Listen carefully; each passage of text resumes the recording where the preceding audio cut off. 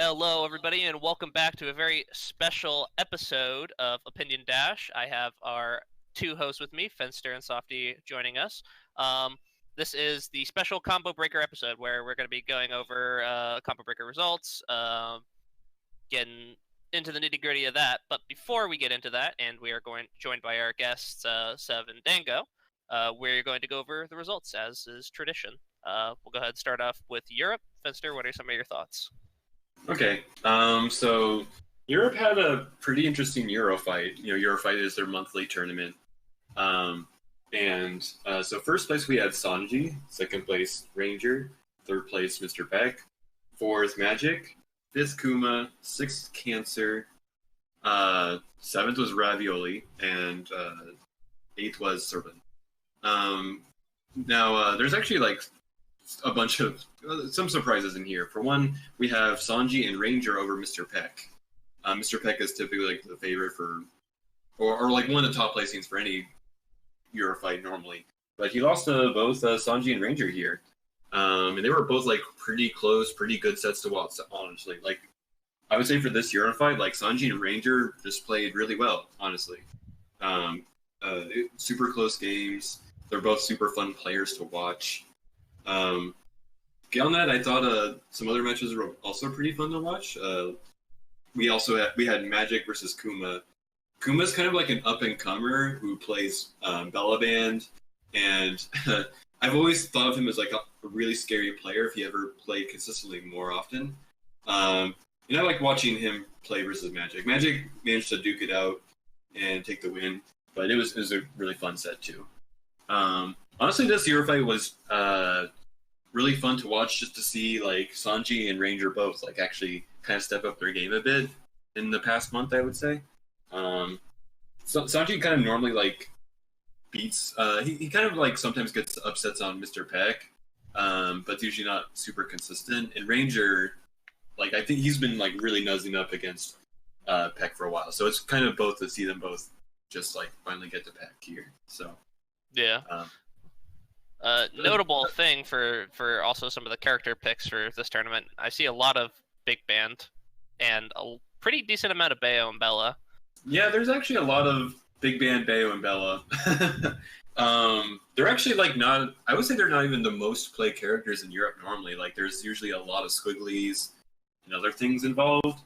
I was gonna note that normally you don't see this many. I guess some people have been switching up the teams a bit.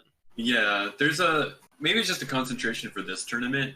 It didn't have the most entrants for a Eurofight, as per normal. They've been kind of navigating some of the normal players for these. But still, this was kind of an abnormal amount of Bayo, Bella band players. With Cancer and Kuma and Magic himself recently dropped Parasol for Bella, which would add another Bella to the mix. So maybe Europe is slowly becoming the meta. The meta golem. It's the land of Bonanza's old team. Hell yeah. So. Thank God I dropped band. Anyways. All right, we're good to move on now. Yeah. So Eurofight, very interesting, and yeah, kind of the interesting result in that Peck got third, but Europe's well known for very strong players. Sanji doing well too. So. Yeah. Sanji doing well, and that trend kind of continues when we move on to European Skullbats.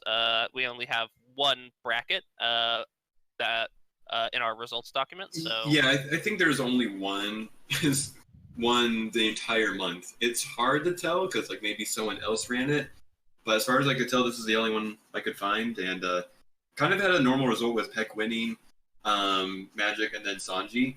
I did think that Magic beating Sanji, it's not a super big upset, but it it happens sometimes, and I thought it was pretty significant. So good on Magic for beating Sanji that time. Yeah. Alex playing the double team, right?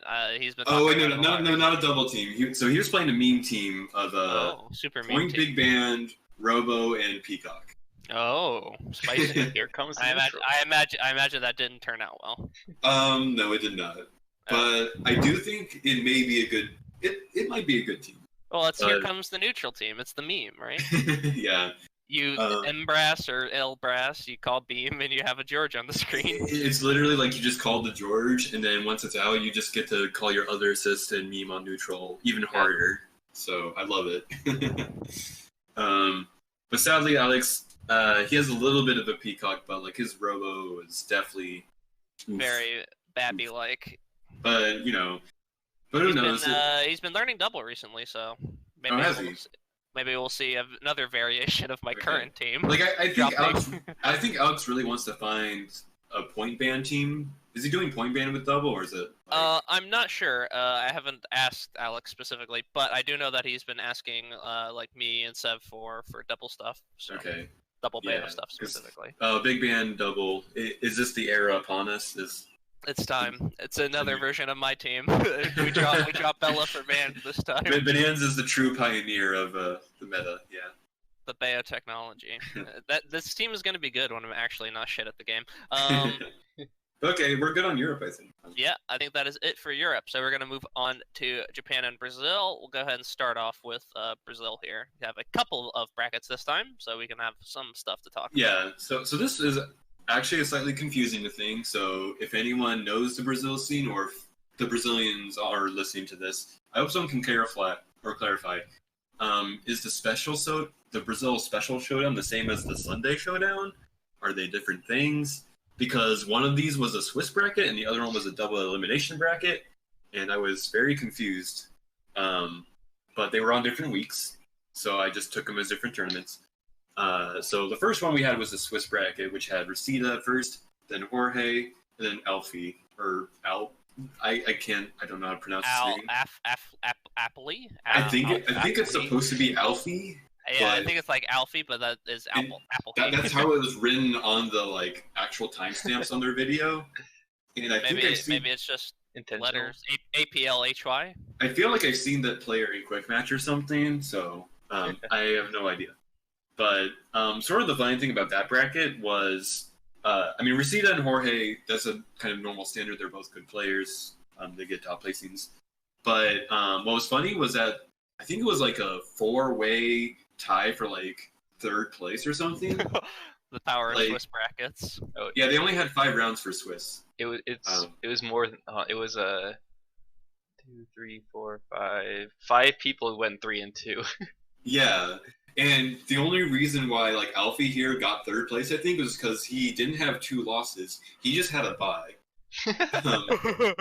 So I think that gave him a slightly higher score. And it's really funny too because Noah ended up getting 5th place, but he lost to both. He had he went 2-3 versus Jorge and I think Reseda. I think he had really good matches versus the top players of the tournament, but ended up getting 5th, even though he had the same score as the other people who never even played Jorge. That's the struggle with Swiss, where it takes game count into effect when other brackets don't necessarily test that skill of not dropping games, so it's a little rough sometimes.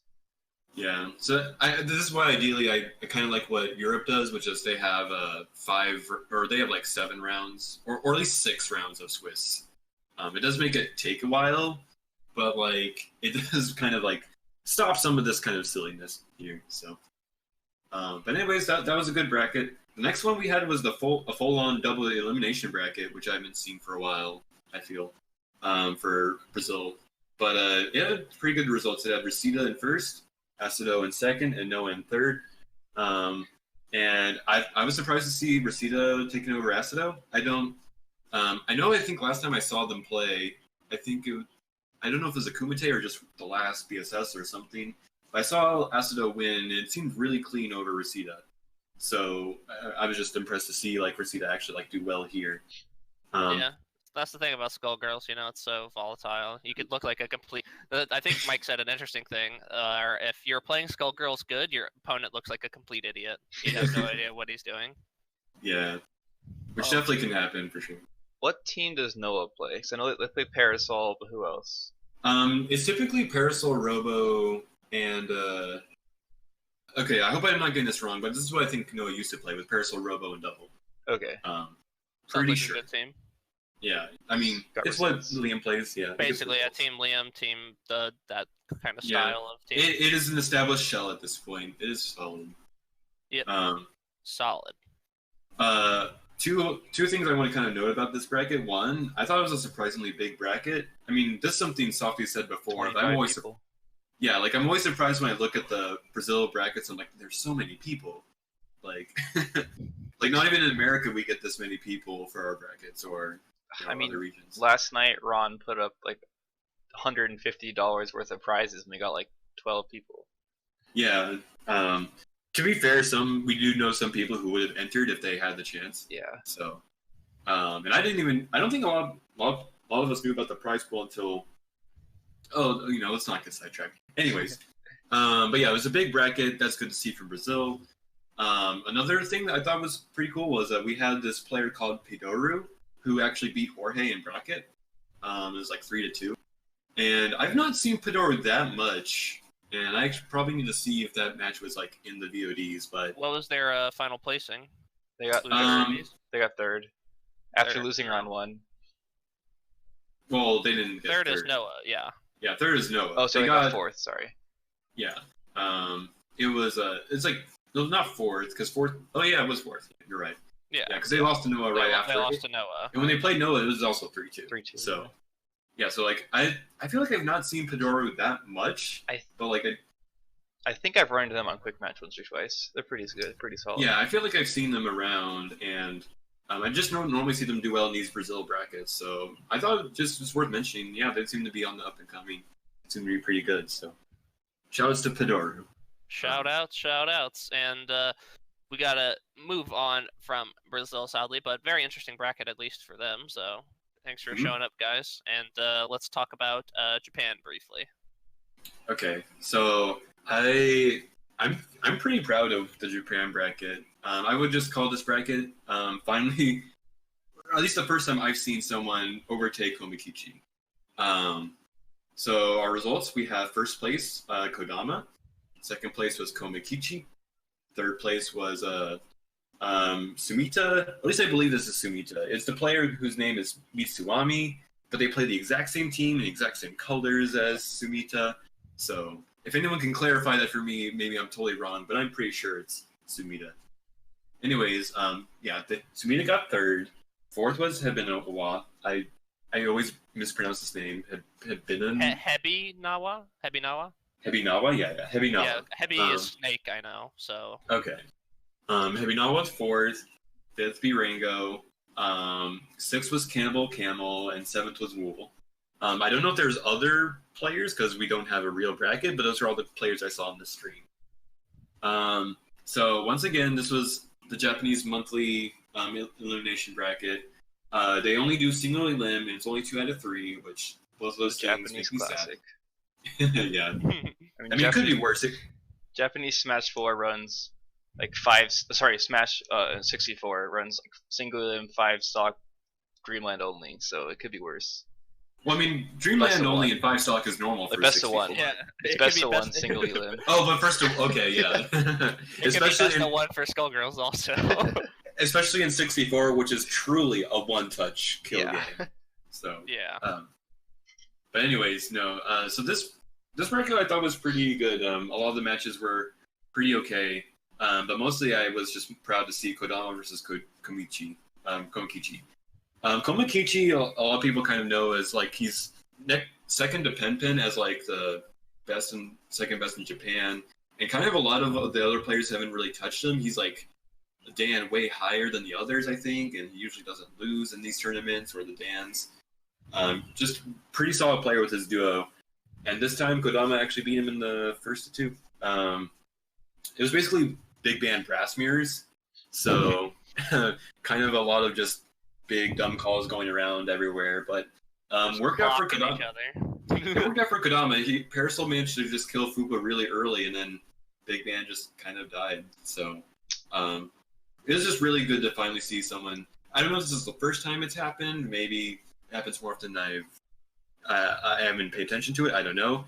But it's the first time I've seen it, so I'm happy to see Kodama do well, and I hope that maybe it's a sign for the future and that the rest of the Japan scene can like keep stepping up their game to even out with Komikichi and then hopefully maybe the Pen later.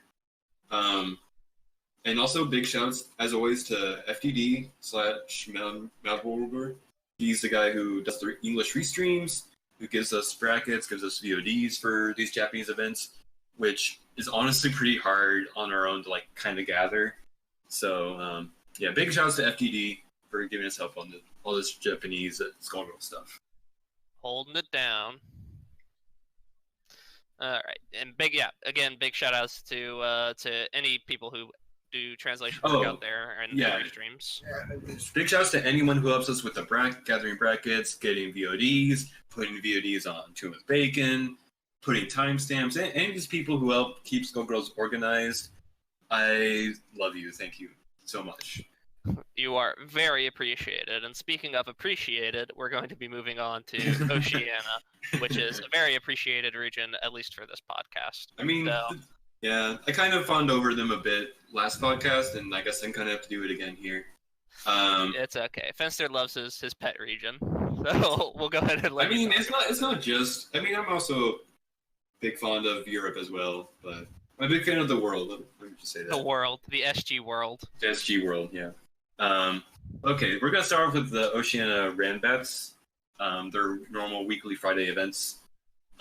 So we have Jedi winning most of the events when he entered. That's pretty normal. It's kind of standard results. A bit disappointing from last month's, but it just sort of happens. I actually don't even know if Mao entered the. Oh yeah, he did. Okay. So actually, what happened was Age has been playing this new team. I don't know if I mentioned on the last podcast, but he's been playing Valentine, Squiggly, Bella, and it sort of took him a while to like understand the team because it's kind of a hard team to get, especially for a trio. But now I think he's got a lot of the basics down for that team, and ever since then he's been giving Mao a lot of trouble with the Val Squiggly Shell. And that's sort of basically what happened this month here twice, where Mao lost to Age like both times. Mao didn't even make top 3 one of those times. Another notable thing that happened here, in the third week we actually had Demise enter for once. I don't even remember why, but like it was good to see. And when Demise entered, he actually got second place, beating Yoma, who is now known as Chimps. So just so everyone knows, whenever I talk about Chimps, that's now Yoma Buddy, if anyone remembers. So, but yeah, Demise beat Chimps both times. So Demise, I know he's pushing to be like top 5 in the region, and I'd say like he's definitely earning that spot. He's definitely leftening his way. Is that a verb? Leftening? Leffening? Yeah, like leffen. Yeah, to leffen, the act of leffen. The act of being a leffen. It's a big left. Yeah. But yeah, Demise is making his way up there, and it's good to see. So the last thing I actually really want to mention is something that I think is really funny. In the last week of the Oceania Rambats, we have a normal result of kind of like Jedi, Age, and Mao. But sort of the unspoken, or the thing you wouldn't see from the results, but you have to see the VOD for, is Age was doing this thing where he was playing 3 different teams every time he played. Like he would, if he ever lost, he would just switch teams. So he would just play like his new team of, I think it's like Painwheel Double Big Band, and then he would lose, and then he'd go to his Valentine Squiggly Bella team, and then if he lost that, then he would go to his Eliza Double team. It was really odd, but it, hard to argue that it didn't work. He beat Risky and Mao. He actually like 3-1 like Mao. Like it was actually kind of funny how well this strategy worked. Like Age is. I think he's doing what he's always wanted to do, which is just play so many teams that like he can just kind of switch between them and confuse the opponent, which is the Guilt aesthetic. The Guilt classic. It's literally what Guilt would do. Yeah.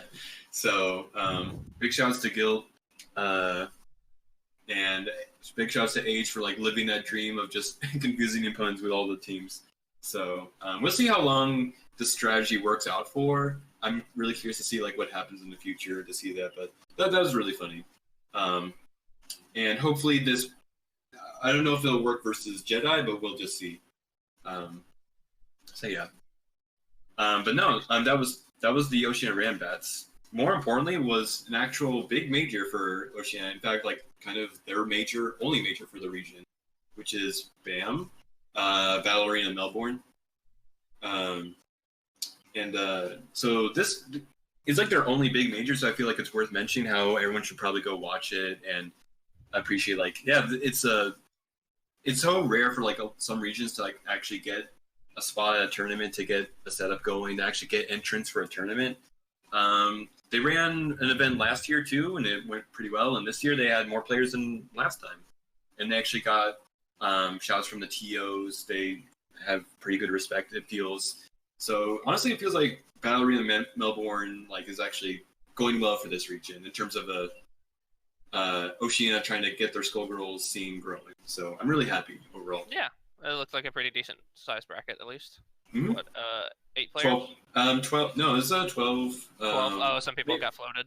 12 or more. Yeah, something. But yeah, we had a couple of cool results too. So first place we had Jedi, second place was Risky, third place was CJ, fourth place was Age, fifth was Tox, sixth was Interpay, seventh was Murix, and eighth was Angus. These are all like a lot of normal players, and a lot of this was normal results actually.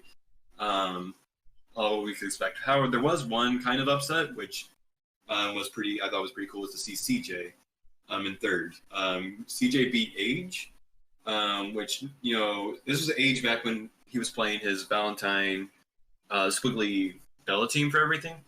And CJ also switched teams recently. CJ used to just play Bella Band with Brass, the one lone Brass player, no C.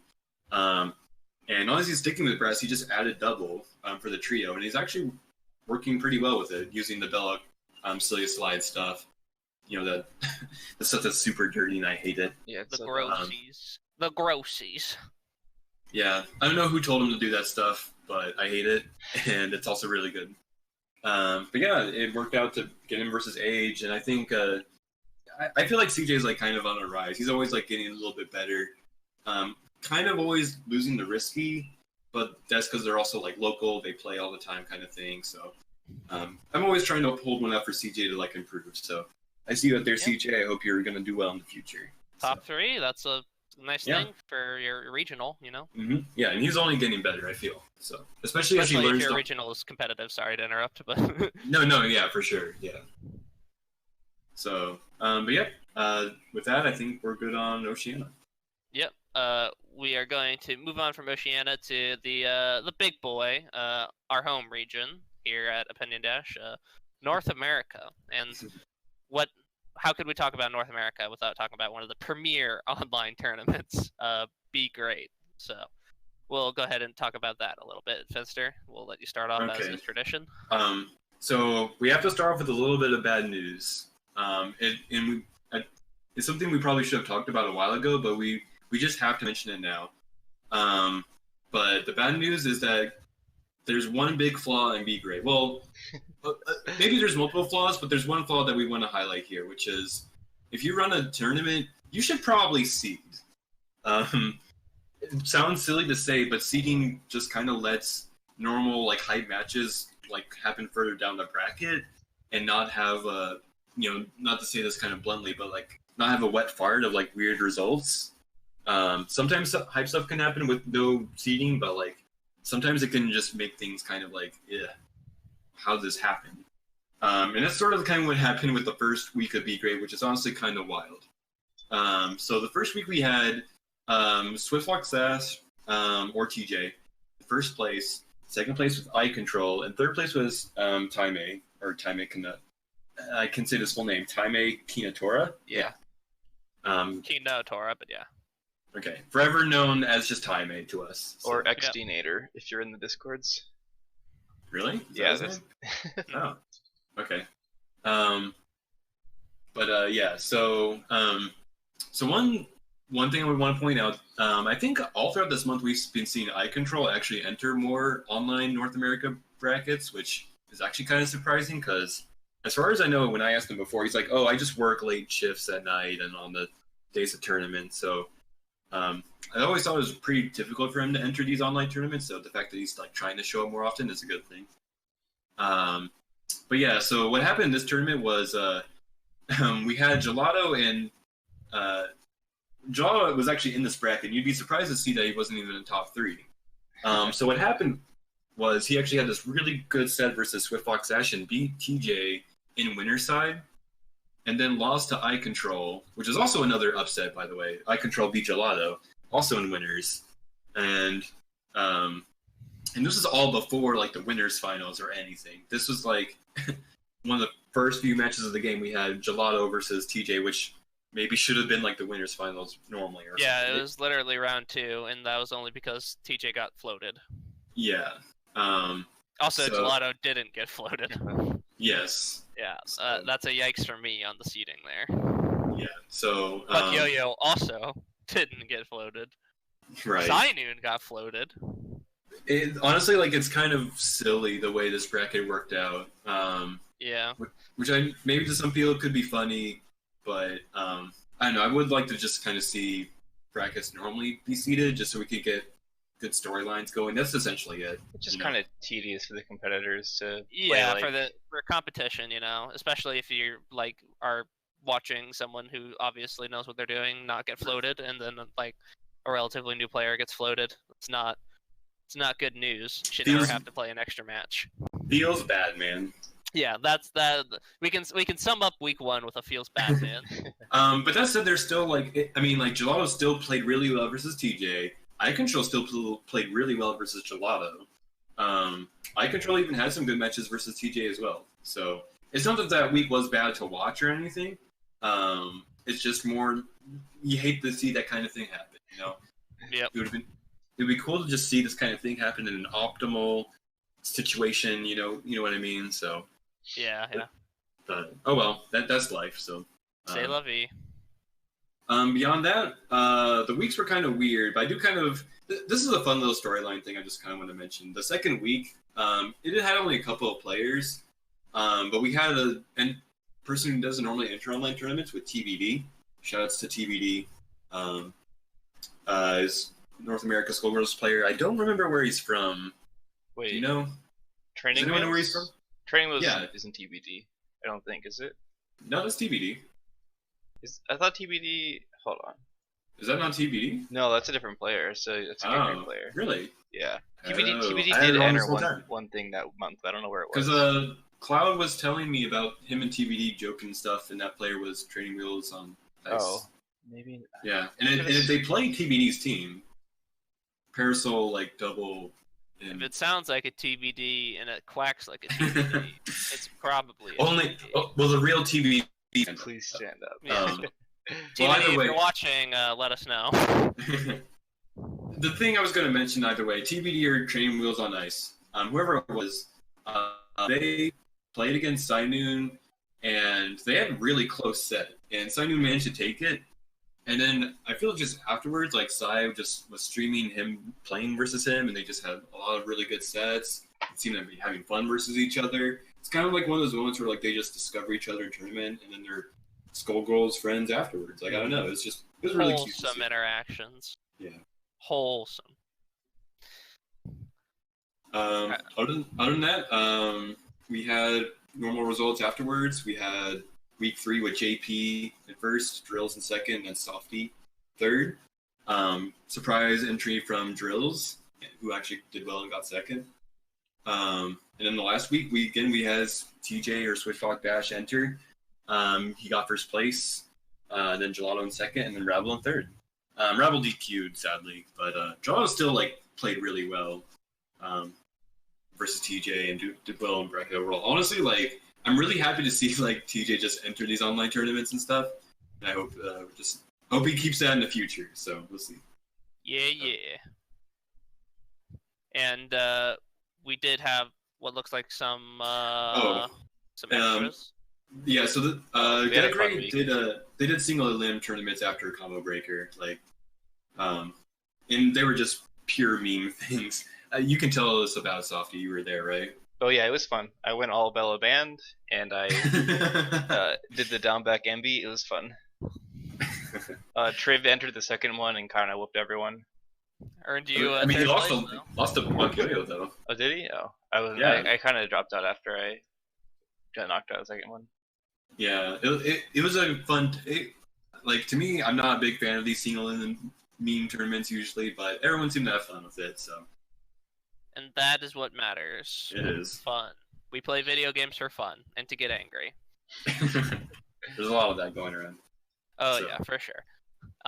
So that was Be Great. Most of the content there, but we do have Ronaldo Kun with a full set of tournaments, except for the last week. Sadly, where nobody entered. So something fun, something really weird with Ronaldo Kun basically this month, which is they would have 1 week of like good entries and surprising players who don't normally enter and all that stuff, and then a week after, like hardly anyone would enter, and then the next week a lot of people, and then the week after no one entered.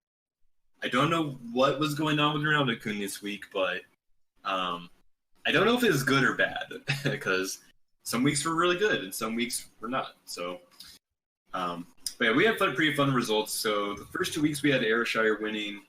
Ayrshire like took it over Hereupon and Softy. Honestly, I kind of surprised because I'm never sure how good Ayrshire is. I always feel like he's on the brink of like just memeing too hard or something.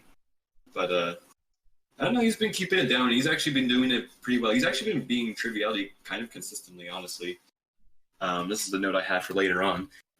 Even in week 3, like Ayrshire got second place next to Gelato over Triviality. Like he beat Triv, and which to me is surprising. Like I don't know. I always feel like Ayrshire is like kind of memey, but yeah, it kind of works out. I'm surprised. So 2 tournaments. He this Got is like second and the third also. last night he almost beat Ravel, and I think he beat Triv again. I don't remember exactly though. Yeah. Well, spoiling the day of when we record these, but Yeah. but yeah, no. Ayrshire is honestly doing surprisingly well, and I'm glad to see him like playing again and like sticking with it and doing pretty well, honestly. So, Yeah. but beyond that, there's other cool things with Ronaldo Kun. We had Raz and Dag. Like, so I'm really happy. I want to talk about Dagwood. Like Dagwood, for people who don't remember, maybe not the most notable or best player, but like for me, like when I was running this, the PC Skullbats forever ago, or when I was getting involved with it, we like had our usual group of people, and Dagwood was one of those people. He used to run the brackets, he used to help us. He was always there, always playing, and I'm just so glad to like see him like kind of go from taking a break from SG and then starting to play again. He doesn't always like do that well. I feel like it's kind of hard to keep up with SG if you don't constantly play it, because man, there's a lot of changing meta stuff. But I'm just glad to see him enter and like kind of keep with it a bit, So I was really happy to see Dagwood enter. Beyond that, I was also happy to see Raz again, because Raz I think is a really solid player who's kind of up and coming, and I just want him to enter more tournaments. He usually does well. Here he kind of like like when Raz entered in the first week of Ronaldo Kun, he put Hereupon the losers. So Raz is definitely solid. So big shout outs to him. And then just Ronaldo Kun's kind of a wild roller coaster at this point. That's certainly not going to change in the month afterwards, but we'll get to that in the next podcast. Next podcast, indeed. And we can talk about week 4. Sinun taking first place. Okay, so our boy, big shout out to our boy Sinun. up and comer, taking first place in Ronaldo Kun. Yeah, so this was sadly the week where no one entered except Sinun himself. So it was day 1 of Combo Breaker, so like no one entered. Yeah, it was May 24th, literally the Friday of Combo Breaker, where everyone was at CB and playing. So, sorry, Sinun's holding it up. He's holding up the online torch. Hell yeah! So, look, we take those. But Sai is an up and comer too. He is like grinding SG really hard and learning a lot of stuff. Yeah, really hard. He probably plays like 40 hours a day. It's ridiculous. Yeah. Speaking of playing 40 hours a day, so a lot of other people have been grinding SG recently. If we want to move over to Salty / B-Sides, Sunset's been playing a ton. Yeah, I've noticed. Yeah, so I feel like we kind of maybe didn't mention this as much as we should have in the past, but like of all the SoCal players, they usually like, they don't go to online events that much. They don't travel outside the region very often, I think. Or maybe they do for local stuff, but like online, they usually don't enter online stuff. Sunset is like the exception. She like enters like everything. She like enters If she PSN gets off, bats. yeah, she gets off work in time. She always enters. Yeah, I don't know like what her schedule is or how this works out for her, but yeah, she tries to enter the online stuff. She enters Ronaldo Coons, the Beakrets, sometimes the PSN bats. She's out there for like all of them, which is pretty cool. And yeah, that's kind of like what we're gonna see, I think, here from the salty results. We only have one of the results down here, or at least two of them, but we're mostly going to focus on the first one, where we have Sunset in first place, second place Stuff, and then third place Mike. We had sort of the surprising or the notable thing here was that Mike lost to both Sunset and Stuff, and they're both like the players who like kind of all the players who could make an upset on Mike, they're the ones like most likely to do it, I feel, or the ones who most consistently have done it. So I thought it was pretty interesting that they both beat him in the same tournament.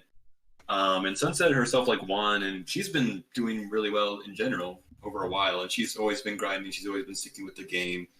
And funny enough, we'll see that manifest in CV. So we'll talk about that in the CV results. But good stuff to her for grinding things out and like just pushing forward with the game.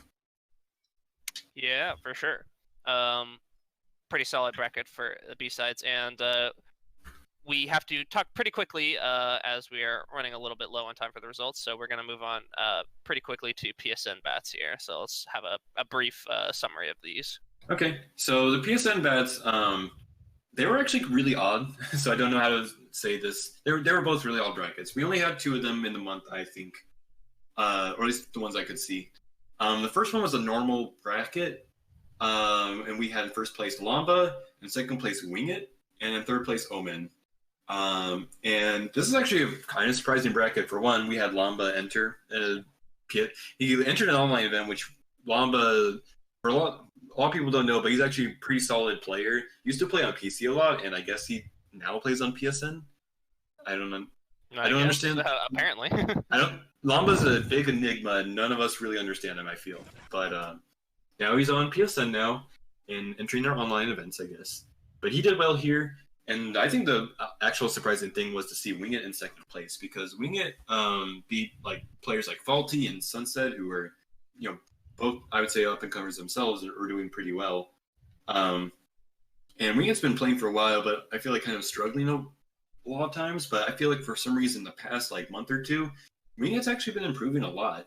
So this is now where we shout out Wing It's YouTube channel, where he uploads a billion sets, a lot of videos. Yeah, something like every day.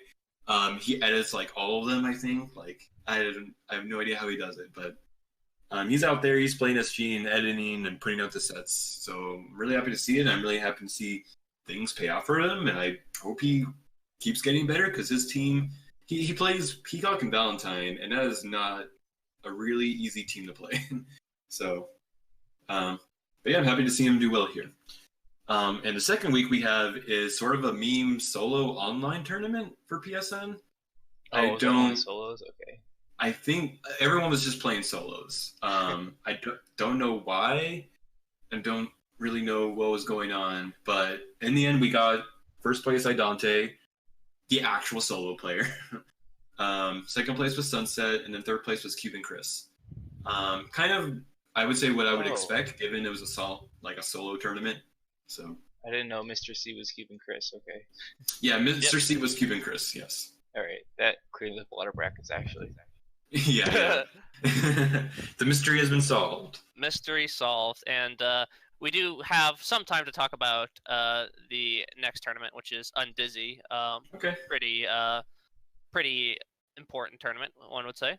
Kind of like a regional, right? It's one that's important to me, since it's one that's in my region, and I like they're like my friends and stuff. I know these people. I wish I was there. So yeah, let's talk about Undizzy for a bit. It's a monthly tournament in Chicago.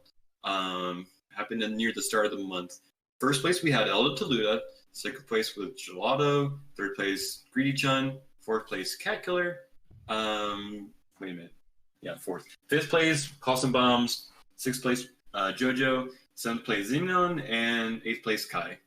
And honestly, all of this is completely standard results actually, top to bottom. Gelato trying pretty hard to beat Toluda, but of all the players I've ever seen Gelato play against, I feel like he struggles the most versus Toluda, and I don't know why. Toluda just really has his number, honestly. Like, so maybe one day like Gelato's gonna like really push against him and understand that pain wheel, but man, hopefully he gets there one day. But no, Toluda played well, and sort of a thing I wanted to like talk about a bit was just Xenon. Because Xenon like got like 7th place down here, pretty low on the bracket, but his match versus Greedy-chan was like, I think it was like 2-3. Like I think it was pretty solid. Yeah, it was 2-3 versus Greedy-chan, and Greedy-chan's not a bad player himself. He's done his own set of bracket upsets before. Definitely, as we've mentioned before. Yeah. So Xenon doing pretty well versus him, especially for being a newer player to that scene. I think he made Gelato proud, and yeah, I'm proud of him too. I hope Xenon keeps playing in the future and sticks with the Chicago scene. So it's really he's been a bit of a stream monster too. I see him in every single stream. Whenever I stream, he pops in. So. Oh really? Oh nice. Does he have a different name or is it just Xenon? I think just Xenon. Okay. Yeah. Stream monster. SG monster on the rise. So I hope we see more of you, Xenon. Yeah. Do us proud. Mm-hmm. And then we have like one bracket for escaping workforce after Undizzy, I believe. Yeah, we do. And it had I believe it was, let's see, first place Gelato, second place Eye Control, third place Latino Flava. Flava isn't. I'm pretty sure it's still Flava. Didn't we do this last time? Wait, we did. What? Flava, really? Yeah, it's Latino Flava, I think. Okay. Sorry, man. I'm exposed. I don't want to go into live this right on now. Stream. They're exposed. Pronunciation fraud. I'm just gonna accept everything you say. I don't want to be exposed too hard. So Latino Flava. Then Oscar Goles. Oscar Goles is a solo pain mill, right? Yeah. Another South American solo pain mill or somewhere. Yeah. And then we had Softy and then Cruel after that. And I wish we got to see sort of the surprising thing of this tournament. I mean, like Gelato taking first and being Eye Control, pretty normal. That was a run back from earlier in the month. It was too, yeah. The results kind of pretty standard, other than Softy kind of getting low place, but online lag sort of gets you sometimes. So it's okay, Softy. It's okay. Yeah. What's happened? Yeah, things happen. But the really surprising thing was just we saw Cruel, who we talked about, I believe, last month, as a kind of surprising good player from the. I believe he's from Chile. Actually, I don't know where Cruel's from. Somewhere in South America, I think, or maybe Mexico. Someone knows. Let us know. Yeah, some Latin America country for sure. Anyway, so we have Cruel here. He lost to Oscar Goles, the solo pain wheel, which unfortunately this match didn't get streamed, and I really wish we could have seen it because solo pain wheel is like my juice. I want to see it. But no, either way, just a quick little interesting bracket. I hope we could see more of Oscar Goles in the future for sure. But yeah, show up, Oscar. It's always good to see new players. Mm-hmm. All right, and that was it for North America, and that'll be it for our results section. We're going to have a brief intermission, and we'll be joined by our two guests for our special episode, Seven Dango. So we will see you all momentarily. Hello, everybody, and welcome back from our brief intermission. And we are now joined by our two guests, Sev and Dango. We're going to go ahead and have a brief introduction so they can let them know a little bit about you.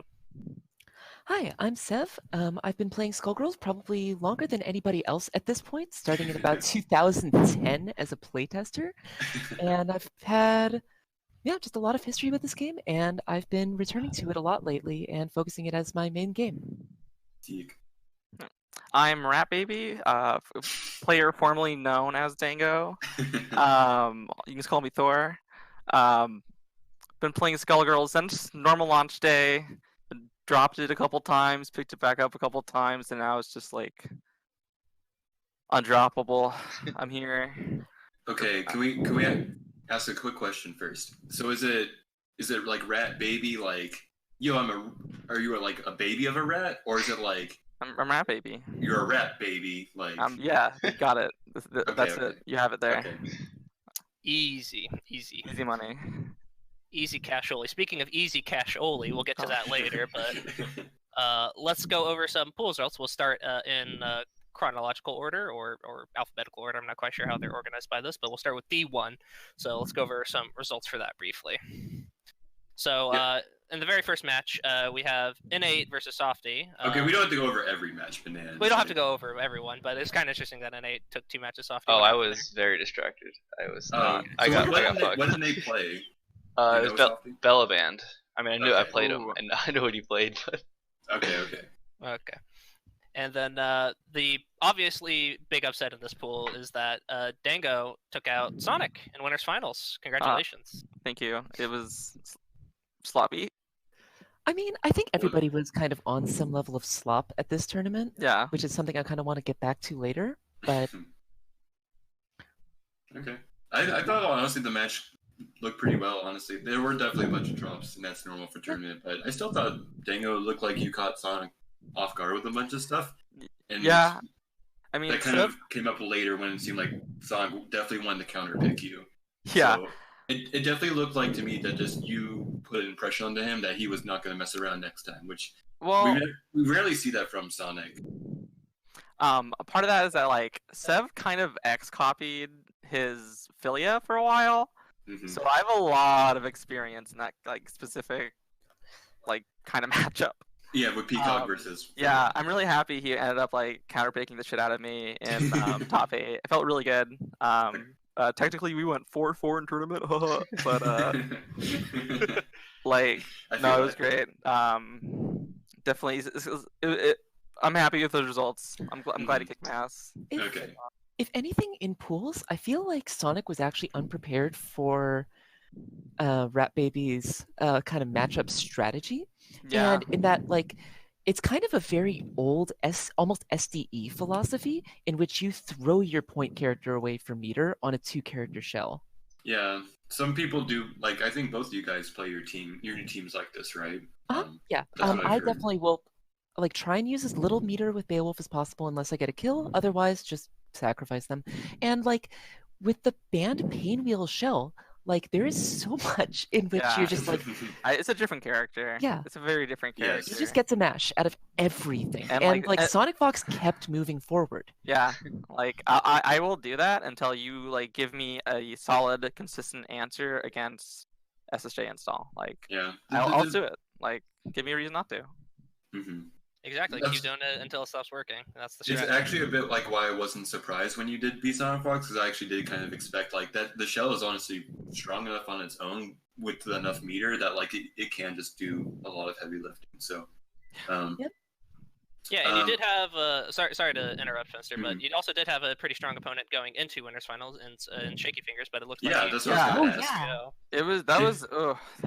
Can you talk about that match a bit? I'm curious what you thought about playing versus Robo and all that. I've got a lot of Robo experience playing against like Liam. So I'm pretty comfy in that matchup, but like it was really frantic on both sides. Like yeah. It seemed like it was a 3-0 and maybe quick, and I don't even know if that match was recorded. I don't remember seeing it. It was just because I Okay. remember listening to recordings of Seb asking me what the fuck I was doing in terms of like combos.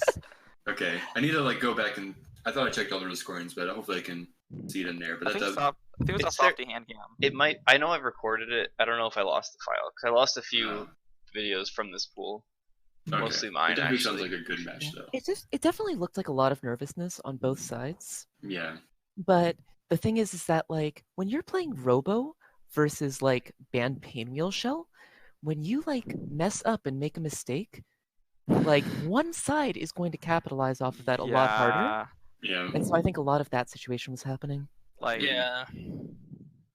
a beam super versus like brass SSJ install or like just on an assist is just like Okay. risk reward, you know. Okay. Sounds like you were just in general well prepared, honestly, for your bracket. Yeah. I think I kind of like lucked out in like not getting a Beowulf like a Beow ban. which Well, is I mean, like, I had POS, but yeah. Yeah. It's also funny they said you think you lucked out by in this Sonic. In the Fox Sonic, pool. in the Sonic. oh yeah, well, I mean, like, I'm like, I'd rather play like a really like go into a match that like it's fucking Sonic Fox. Like, I'm expecting to lose here, so like, I kind of like getting the killers in my pool. Like, I'm like, I don't know. Oh really? Versus like a really unpredictable Bayo band. It's just like, oh my god. Like, I'm Yeah, gonna die. sometimes Oh like my the gosh. bracket monsters are the scary. Yeah, but like uh, in terms Mhm. of the like enemy, you know, right? yeah, like I have experience against like all Sonic Fox's characters, and like I know he can kill me. So like, I don't know. I play it more relaxed, I guess, compared. That sounds fine. Yeah, I get it. There's no ego component. Like, Yeah. I lost to Sonic Fox versus I lost to like Bracket Monster 79 over here. Hmm. Right. For sure. And speaking of Bracket Monster 79, Psychopath being the Right? Bracket Monster through It's like- losers. Oh my god. Yeah, was he was crazy. totally the bracket monster here. Going absolutely apeshit in losers. Yeah, matter of like fact. he was tired of being nice. I'm tired of playing nice. For- I'm not going to be nice anymore. For posterity, it wasn't a 3-0 in losers. It was 3-2 versus me. okay. And Oh, I only okay, lost because I dropped a hit confirm and I got. I fucking did hear FA'd. there was some misreporting of Yeah, scores there was on some the challenge. misreporting of scores. But and then like I could have slain the demon and then lost to Shaky and the bracket would have been saved, but instead Psychopath got 9. And crazy. Red got double jeopardy in this bracket, which kind of Yeah. sucked. Beat Yeah. Psychopath in winners and got sent out in losers finals or loser semis, I should say. I But will that's say this, basically the Softy. story of that bracket, though. Oh, go ahead, I- Spencer. Sorry. I will say, Softy, that I'm a tiny bit glad you lost, just because we did eventually get the run back of Psychopath and Mike Z in top 24, Oh my which we'll god. talk about later. But Yeah, I just want to say, like I wanted you to do well, Softy, but at the same time, thank That you was for good. losing. So, You let the bright timeline happen. So I think Oh. that's basically the story of that bracket, though. also, I did see the Shaky versus Psychopath match, and I just don't understand how Psychopath does it with his Peacock neutral, but things happen, man. So I'm sure it's hard to Shaky. get ready for Definitely some of that. happened. Things extremely happen. It's very normal. I'm sure Shaky can Skullgirls correct me, function. but I feel like Shaky was probably like really mad that he had to lose to Rat Baby in winners, Yeah, Yeah. like hope you like fighting Peacock, buddy. especially because you entered as like a last minute reg and like kind of got Oh, thrown yeah. into a bye. Yes. So like the first, I don't know how I managed to do that. Like I registered for freaking VSAV like beforehand, and I could have swore I checked the SG box. Like that's like number one game I enter. So Yeah. yeah, I had to sit in like if it's any like I had to like stand in line for a good like hour 45 minutes to Wait, reg- really? to like for like an emergency For reg. almost yeah. 2 hours? Yeah, like almost 2 hours, and I got there Huh. early. Is the emergency reg line that big? It was crazy. It just Oh, took wow. it took forever, and it was like insanely long. It was like Huh. the whole hallway, like for Okay. registration. Huh. Wow. Well, moving on to Pool E1 real quick. This pool Or kind of had some D2? interesting stuff. D2. D2. Yes. Okay. I think D2 kind of played out like we expected it to. Oh yeah. It kind of did, but I just Yeah. want to point out I'm happy for Ravioli. That's the only thing I want Yeah. to point out. Yeah. 'Cause I'm glad Ravioli traveled out, and I Fosh I don't know how practiced Fosh is, but I thought Fosh was playing kind of well, but yeah, I'm just feel happy for Ravioli. Fosh was probably out of practice. I haven't Yeah. seen Fosh like enter that game in SoCal in a long time, or like. I mean, Well, actually, no, they're not even close to SoCal anymore, are they? Yeah. I don't think No. they're like. I really doubt Fosh has practiced SG in a while, but also like, they- Fosh is also really solid. Yeah. Though. He is. Yeah. So like Fosh Fosh is- has like really good, just like I don't know. I would say for fundamentals, like he's just a pretty smart player. Also, like Fosh's team is just like you the just. function. Yeah, Yeah, it's it is- also kind of the function. Okay, so also in this bracket is TBD. So I'm gonna ask the question to these two here. Is Okay. TBD training wheels on ice on Steam? Do You you guys know? No. I actually don't know because Oh like my Yeah, I don't play at the same times as TBD. Okay, I no. also do not have an answer. So this was our argument, and I guess we'll never know until someone corrects us. And In the comment Yeah. section. In the In the comments comments. below, please correct us if TBD is training wheels. I on could ice, just please. at training wheels in the Get Great Discord. But that's a lot of I work. guess we could do that too. So But All right. yeah, I think for the most part, this bracket kind of went as expected. With It the definitely did. couple minor things. Sad that Fulby didn't make it out. That would have been a fun bracket. Full Breed was Full Bleed wasn't there. Full Yeah. Bleed didn't make it out to Yeah. CB. Yeah. Let alone Full out of Bleed- pools. No, but Full Bleed was healing though. Yeah, Like, his wrist was I was talking a lot with him about that. And it just kind of seems like RSI injury kind of spiraled out of control. Oh, So- Yeah, he was Yeah. talking about a It wrist gets injury. really with me. bad. yeah. Yeah, I've dealt a lot with that shit. for sure. So Also, I just want to point out with Ravioli, Full Bleed, and PME in this pool, there was a lot of fortunes here. So I kind of felt sorry for Liam with the Arizona team. So even though Full Bleed wasn't here, but this would have definitely been like the fortune pool. Litter So, box. yeah. little box. All right, and then I guess we're doing H2 next Or E1. or E1. E1. I'm a bit confused on the order now, but we'll go by We're the going E1. alphabetical, right? Yeah. Alphabetical. Okay. All right. We're Okay. doing alphabetical then. All right. So we'll talk about E1. Mhm. So this pool was a bit interesting just for us because we didn't know that Maze was Rika-sun. That was kind of the standout for this one. But with that knowledge currently gained, I think it makes a little more sense because we were confused by the upset between Maze and Stuff, but it's not really Yeah. that much of an upset after knowing that. Well, I still think it's a bit of an upset since Rika-sun's never traveled to CB that much, I think. Yeah, but it's- Stuff's had a lot of problems with the game, though. is the True. thing. Yeah, I'm not sure that Rika-san has actually ever entered anything, as far as I know. Just in online. Yeah. offline events. Just I think like even rarely online events, yeah. So, but Rika-sun's been playing for a while, and this is one of their first events, and they did pretty well. So, Good stuff. Yeah.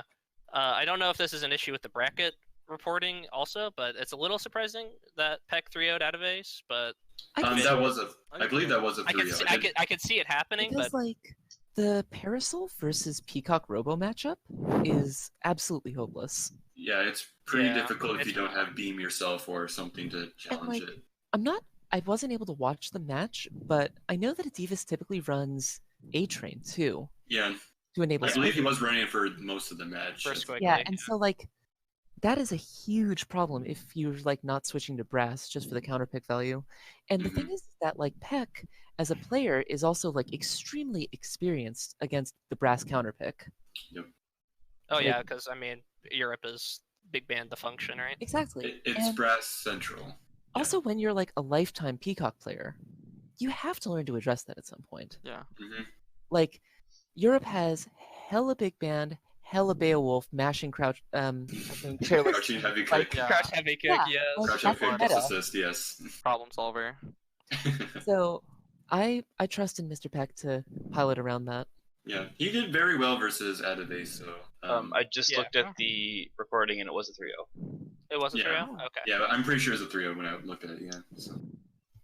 Good to know. Good to know. Mhm. And yeah, otherwise I think this pool also went kind of as expected then. Other than the Other Rika-sun bit, but than like the he still Rika-sun did bit, really yeah. well in general, yeah. So Very interesting. Okay. Moving on to the next, that would be H or yeah, E2. E2. E2. Fuzzy Snugs over to Kill Sage is a big one for Yeah. That me. was big. Yeah. that was Yeah, good. I don't think this match was recorded, but I wish I saw it because I really would love to see it. Yeah. But I'm really, we'll talk about Fuzzy later, but I'm actually really happy with a lot of the way Fuzzy played. I thought he played very well in a lot of matches. Fuzzy always plays great, I Yeah, think. Fuzzy's a Like killer. Fuzzy's Yeah. like one of the more consistent SG players Yeah. out there. Oh yeah. And like Yeah, and it's hard to lose neutral with double points. Like Shoot him. you just shoot and with Dragon Bite Assist. yeah. You just, Yeah. you just call Squiggly, you shoot the gun, and then you do shit. And like Double jump back. Double jump forward. It's a not often played, but it's a very solid shell. So I'm always happy that like Fuzzy like shows it off. Mhm. Even if he has mixed feelings about Squiggly sometimes, I'm glad that like he like shows how good it, especially with like the low amount of Squigglies we kind of have in America. So yeah. Yeah.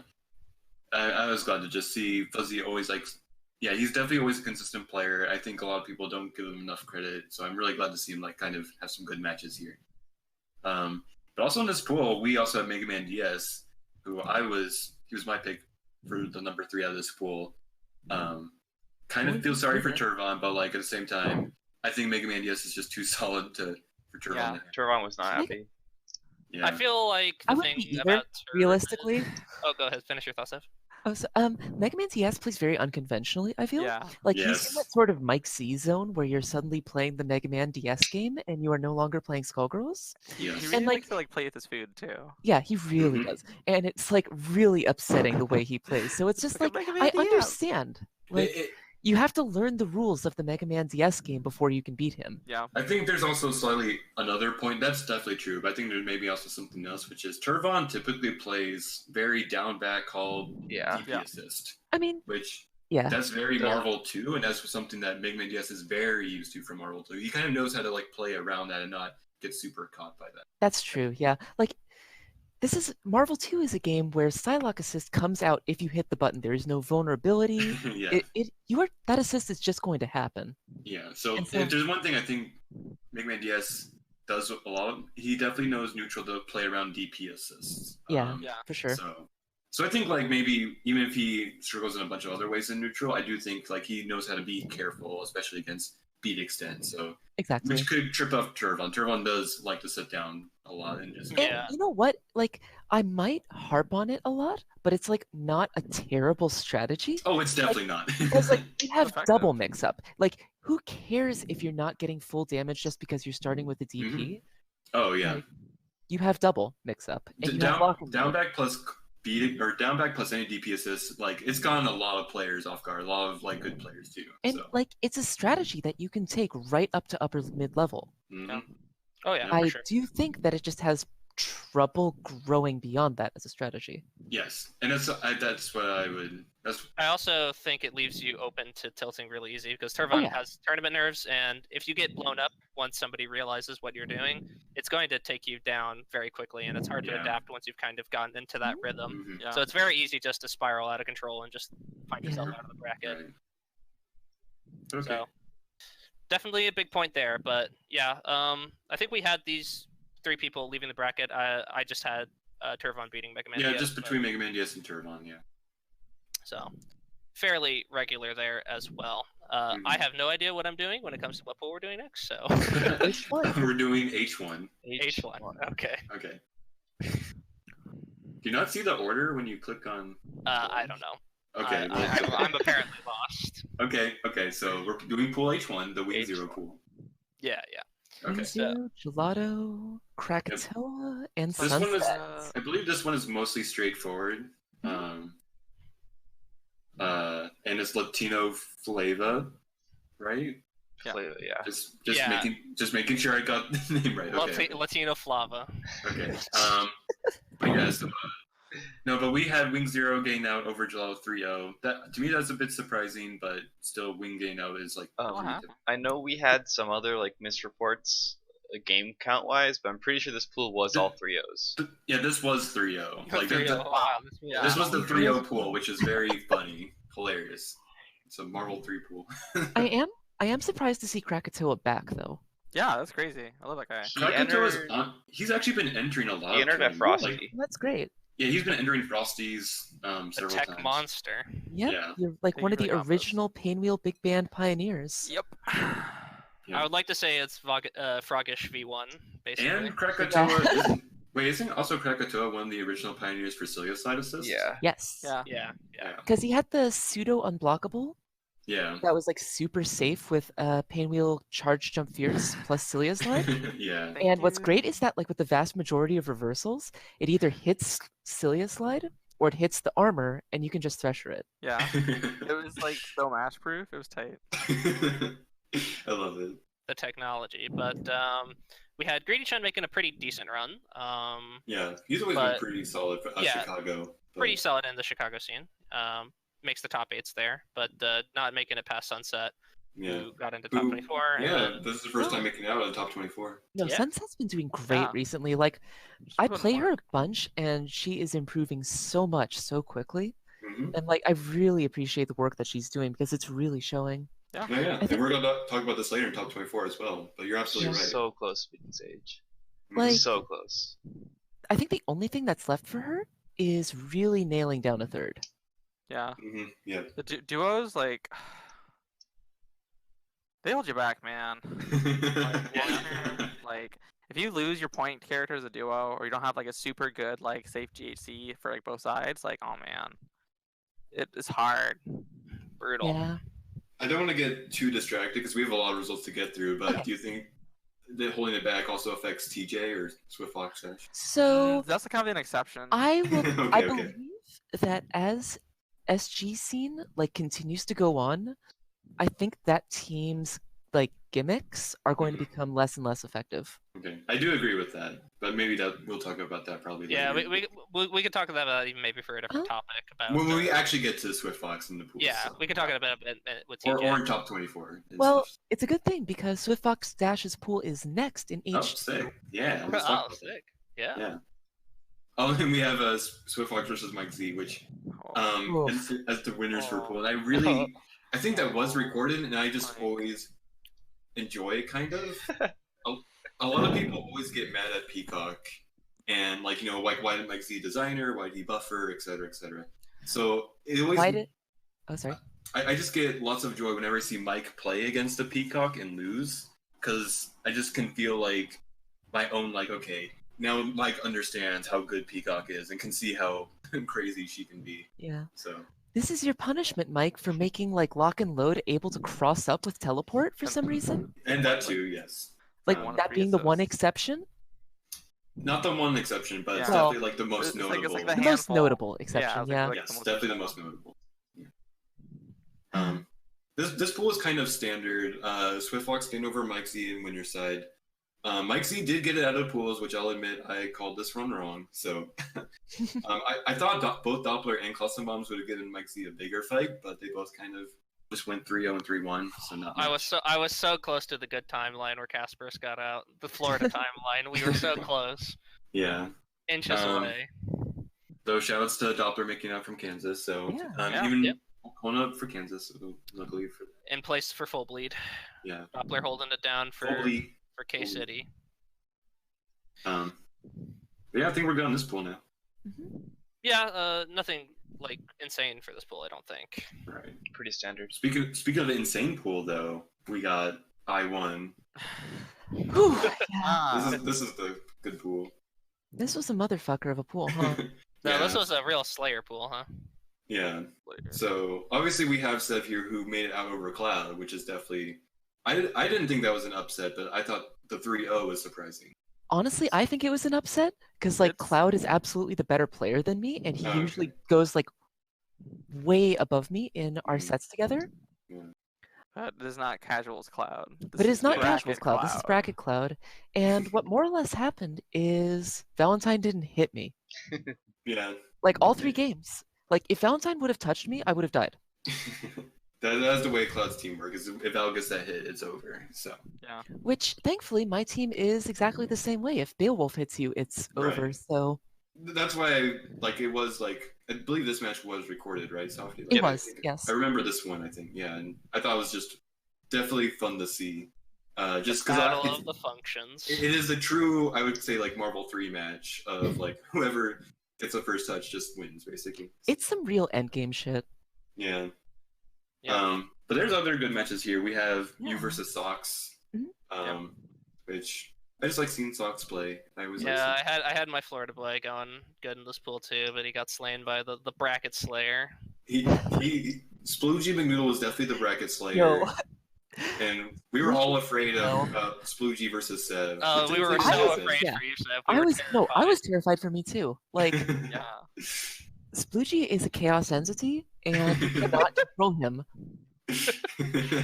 And like my entire playstyle philosophy revolves around just controlling people, and you cannot control Sploogie no matter what. Like he will pillar when I safe jump, and I'm just not ready for that. Like who will do this? Yeah, he's a nut. Bracket slayer 69 putting in work. But Yeah. Yo-Yo though, Buck Yo-Yo did win. So though. Buck Yo-Yo, I'm actually very impressed. Buck Yeah. Yo-Yo has been improving for a while, and he wasn't probably none of our picks to get out of this pool, but he definitely turned up. And did Yeah, really well. I think we definitely did mention him Yeah. at least. Oh, we did. We Potential. definitely mentioned him for potential Yeah. to get out, but I think we had the kind of close to the right idea here with Cloud Sev and Sploogie. And I had Sploogie or socks. Socks. Yeah. I had socks, but I think I had Socks as well. But I'm just happy for Bucko. I know he's been grinding out, and I know he's a pretty solid player, and I think he's changing teams now to something I think he should have been playing a while ago. So Excel. no, is he dropping Parasol or is he dropping Squiggly? He's for dropping he's Valorant? dropping Parasol. Parasol. He's playing Squiggly, Excella, and Bomber, I think. Oh, that's really that's a good team. That's a team. Yep. I think it's working really well. I think his Squiggly Excella is actually like he's been playing that duo for a while, but he didn't know how to put it with a trio.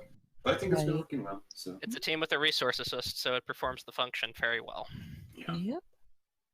All right, and I think we can move on from that pool. Mm-hmm. All right, what do we have next? I2. I2. The last pool. So there's actually not super much to say. This is mostly a straightforward pool. We do have Rebel 3-0 over Toluda. That's pretty. That was surprising. surprising to me. Yeah. That's a bit surprising, but I feel like it is kind of just one touch with Yeah, I mean, A-Train. like, sorry. No, I mean it's basically just gonna be one touch with A-Train assist. Can probably kill Pingmeal. So that's kind of it. It's a pretty explosive matchup. Yeah. Certainly. I do want to point out that SP was like up game 5, up a character on Elda, and then there was like the Wow. PS4 like froze in the middle of the game. Oh, Wait, It really? was like a stutter, and like during Fortune's like fiber, the game like paused, like net play lag, and then returned, and they like they threw the game out. Like Elda won the game, but like it was The awful. IRL They lag played it on a spike. different PS4, and Elda won.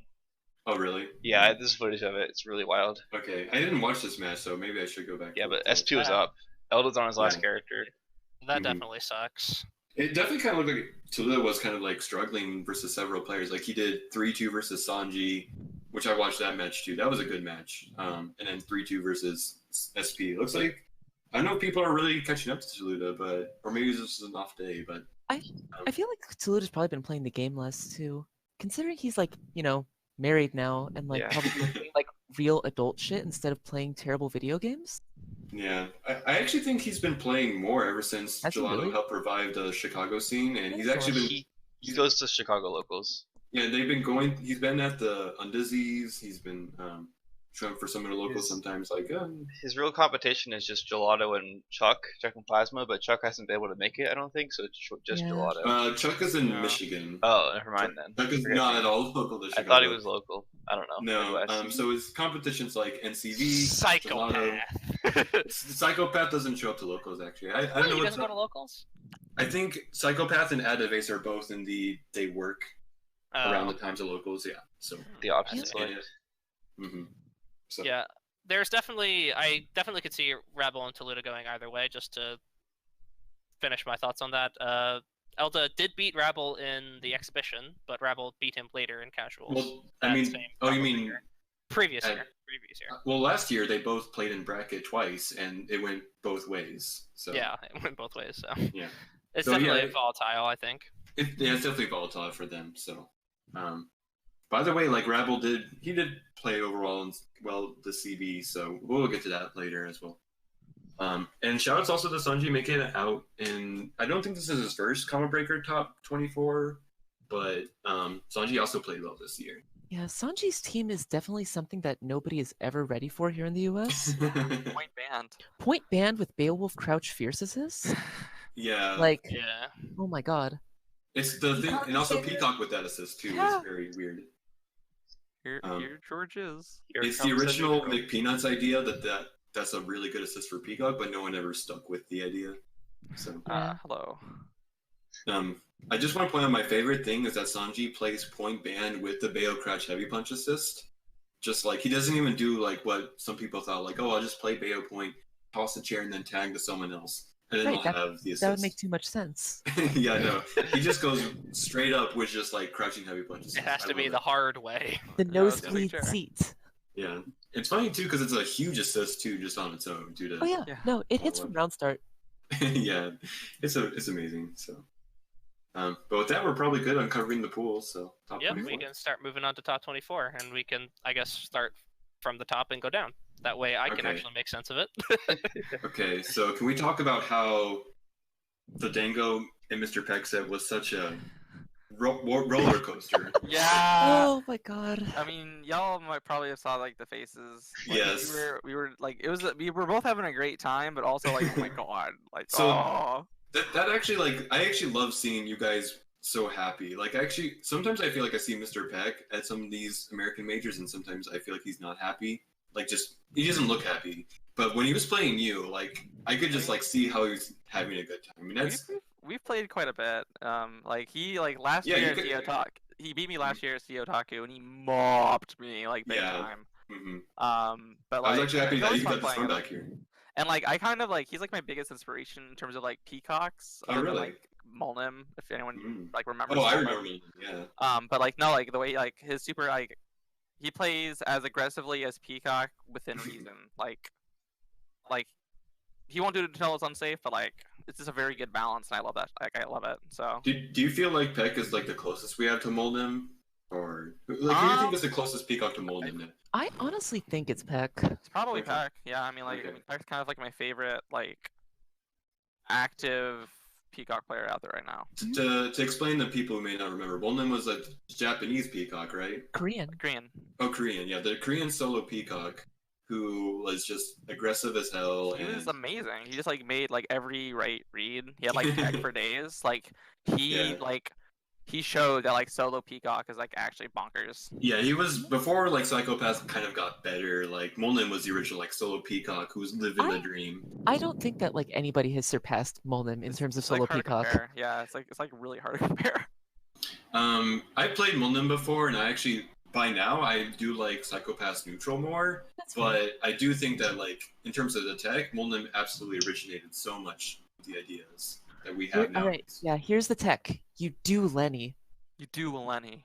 You Like do. we are not allowed to call their assist now. You are like the better solo. Yeah, definitely.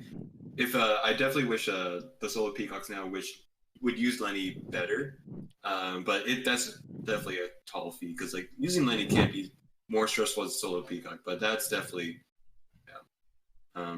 But I think that's going to be definitely peacock tech going forward. They're getting better and better with Lenny, I think. So, but so which can I ask again? Which game was it where both you and Peck made the same face? Was that after game one? I think it was like game 1 or 2 where It wasn't. like It was whatever one that like he did a crazy comeback with Parasol, and then like and then dropped the last dropped combo. the last combo, and I converted offset drop, and it was Yeah. like I think that was like one of the first games, and that's how I was like freaking out. That's how I knew this was It going was to like within the first 3 games, I think. be. Yeah. was That it was was an a- amazing match. So. Yeah, it was really fun and stressful. There were cool plays from both sides, and also like, Right. what are you doing from both sides? Yeah. So I was actually going to ask you. I know we may have been talking about this match, but one last point. When you played Peck at CO Taku last year, you played duo. Yeah, I did. It was about so like I tried doing my strategy against TJ, which is just like it works out if You get the hit. if I know I can get the hit, it works out way better, and it's just like cleans up things like much easier. But like, turns out it's not a great idea if you're playing against Mr. Peck. I don't know, like it doesn't work out. Different players and different assists for sure. So Players, basically, yeah. do you think that playing the Peacock Mirror was a smarter idea with the whole? I think that if the plan goes wrong with my Peacock trio, I am in a better position than if my plan goes wrong in my Okay. in my Painwheel duo. Okay, yeah, and this So, goes back to the idea that Seb was talking about, where it's a very different style. It's back to the older style SG, where Yeah. point character is just the meter builder. Like instead of having like starting like start of the round like Painwheel band duo, no meter. I have to play things like fair and squaresies as much as BXN on fly is fair and squares. Like Yes. or like, oh cool, my Peacock died, but now I can just like Karas and medium kick, brass, SSJ, and it's my turn now. Like it is that fail safe, but like Mhm. I don't know. Okay, that's fair. Definitely fair. For the second match, we have Wing and Sev. Sev also Mhm. taking a 3-2 victory in that. Yeah, nobody had any fun. Terrible. It- Like, So it looked like a match where neither player was having fun, but I actually think that it was one like there was a lot of really good play from both sides. I really like this match. Also because like solo versus trio, like I like watching that match, even though it's like pretty painful for everyone involved. So I thought it was just honestly solid play all around, and I thought at first, like I think did Wing go up 2-0 and then Seb We make went the up comeback? 2-0, yeah. Yeah, and I was like worried, like man, is this going to be a 3-0? But no, then I was impressed that you made the comeback, Seb. So I don't know if you had a I was game so plan. stressed. I was sweating in the crowd. Like, oh my So god. like my entire game plan against Wing is like play as passively as I can until I get the hit and then just go nuts. Like because I know like with solo versus trio, me having the advantages that I do in neutral forces Philia to play a bit risky. And the other thing about Philia versus Beowulf specifically is that Philia doesn't really have anything that's super safe to approach Beowulf with. Because in order to be safe from both Airwolf, Arm, and H-Chair, she has to threaten cross-up, which is technically unsafe. Yes. So Wing was looking for a lot of air-to-air conversions, which was really good, lots of air throws, and just kind of baiting out stuff and trying to catch both me and my assist. Yeah. Which he definitely did in the first two games. And then I think it was just like I was able to calm myself down and just execute my game plan well enough. Yeah, slow it down maybe. Mhm. Okay. When you were working on the perfect, and you had like 3 meters to dump meter, and then you didn't, and you still killed him with that combo for the perfect, I lost my shit. I Yeah, mean, that was yeah. Like I knew it was gonna happen, but like you could have just done arm to car or something. I could have, but I just really wanted to just finish the combo. Like it was a grab starter or something, and he had like 30% left. Mhm. Such is Beowulf. Such as the BOA train function. It is a real function, all right. Strength. We're gonna have a lot of time to talk about Bayo A Yeah, Train because there's Yeah, so we're- let's just- we got There's Liam gonna and be a Fuzzy. lot of BOA train to go over. Yeah. So Liam Fuzzy Snokes, no BOA train in sight here, but maybe in the future. Oh my so god. this score I think with Liam and Fuzzy is the same score they had last time they played in Common Breaker 2017, if I remember right. But I thought Fuzzy, even though he lost, I think he still played generally kind of well. But I just think it's going to be really tough for his team to deal with robo assists. Yeah. Maybe one of those matchups where like he really needs to consider something different. Even like double point is ridiculous, obviously, but yeah, definitely he needs some sort of answer. Because I think I was talking with Fuzzy about this too. Is that he said that he thinks he needs like some more neutral assist, especially versus the H beams, the grasses, and stuff. So because I think we can see that in the score here, where it's the lack of the good neutral assist is catching up to him. Yeah, H-Beam just also kind of shores up every one of Parasol's problems, too. Yeah. It's perfect, basically. So. Yep. But yeah, I don't have much else to say for that, but just happy for Fuzzy overall, especially when we get later on. Then we have Rebel and TJ. So this, to me, was a big upset. Yeah, for sure. And a run back from... From earlier the online tournament where Rebel lost 3-0. And I believe here, like TJ also went up 2-0 versus Rebel at the start of this, right? I think so. Okay, I will not misremembering. But then Rebel, yeah, he just pulled together. I don't even know what happened. I watched the match and I thought it was hype, and I don't remember how Rebel made this 3-2. So. Beowulf.